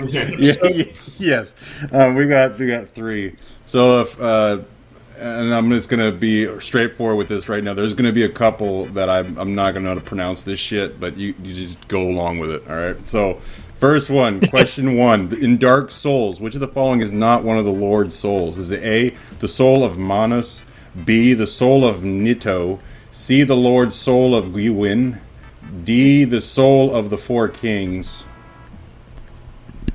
All right, repeat A and C, please. Yeah, because you cut out. A, the soul of Manus, and D, the soul of the 4 kings. Oh, C. C, the soul, the Lord's soul of Gwyn. Gwyn, yeah. Yes, thank you. So what's the question? Which one is not one of the Lord's souls? A. A. All right, Manus. Jordan? Yes. Damn it. My thing was off. Yes, the answer is the soul of Manus. Yes. Question 2. In The Legend of Zelda, Majora's Mask, what is the name of the what is the name of the ranch where Romani and Crimea live? Is it A, Lon Lon Ranch, B, Epona Ranch, C, Milk Ranch, or D, Romani Ranch? A. I want to say A because that's a familiar thing. Well, isn't all the names in Majora's Mask different from the ones in... Oh, Majora's Mask. Oh, shit. Yeah. It's Romani. Right? Romani. Yeah, it's Romani, right? You are saved. Yeah. He's saved. The guy who hasn't even played the game knows what he's talking about. Yeah, it was Romani Ranch. I was like, oh shit. There comes another one against Corey's credit. Because I missed the Majora's Mask part. I was just thinking, I was like, oh, we played this game. I was like, no, that was Ocarina of Time. I just was listening to some stuff about Zelda, and I just couldn't help it. Because I guess the world of Majora's Mask is some kind of parallel to Twilight Princess, Ocarina of Time, but the names and stuff aren't shared. And I'm like, I thought the ranch was called Romani Ranch. Well, that's why I thought it sounded familiar. I was like, wait, why does Romani Ranch sound so familiar? But it's just like, oh, because it was Majora's Mask. But it's like the story of Majora's Mask is like that place doesn't exist at all anyway. Yeah. And some will say it's about going over grief, but that's just a theory. A game. Actually, technically speaking, when you're gonna summon him. You're gonna summon him. No, he's retired. He's done. Remember, poor Matt Pat. I like that guy. But I actually, when I was looking at those facts, I think they were talking to the game director or something like that. and they brought up that theory about Majora's Mask being like an allegory for like the stages of grief or whatever, and he says that wasn't their intention going into it, but he basically said, yeah, I could see that. That's not what we made the game to be about specifically, but I could see that. So, and he just likes the fans being, involved and coming up with these theories and stuff like that. So, technically speaking, that's not real, but he's just like, it's cool, I guess, if you want to look at it that way. Yeah. I mean, they only had a year to develop it, so I doubt they could go that deep. Yeah. All right, so now we got question 3. In Elder Scrolls 3 Morrowind, what is the name of the God King of the Tribunal? Is it A. Vivek, B. Almalexia, D. Sotha-Sil, or D. Dagoth-Ur? I want to say D, because that sounds crazy. I think Dagoth-Ur, I'm rusty on my Elder Scrolls lore, but I believe Dagoth-Ur is like super big bad demon man. I think Vivek is like the god king of the Dark Elves, I think. So I'm going to go with Vivek. It's not Skyrim, so I don't know it. Answer is Vivek. Hey, there we go. Thank you, fucking Elder Scrolls Online. All right. I know you're talking about Morrowind, but that's like the one expansion I played on that, and it has a lot to do with Vivek, and I just know he's like the god king of the Night Elves or whatever, Dark Elves in that game, I suppose. But anyways, we're ready for this one moment. Yeah. All right. Well, I guess we'll be wrapping it up. Be sure to follow us on Spotify, Twitter, and our YouTube channel to be notified of new episodes. Rate us 5 stars if you enjoyed today's episode, and don't forget to subscribe. Hey, this is Corey, and thanks for checking out Mediocre Rumble Brothers. If you liked the video, please drop a like, and if you didn't, that's fine too. If you'd like us to talk about any specific games, drop a comment below, or feel free to discuss your experience with the games that we mentioned in the episode. You can also listen to our episodes prior to YouTube on our Spotify. Thanks for watching, and hope to see you again soon.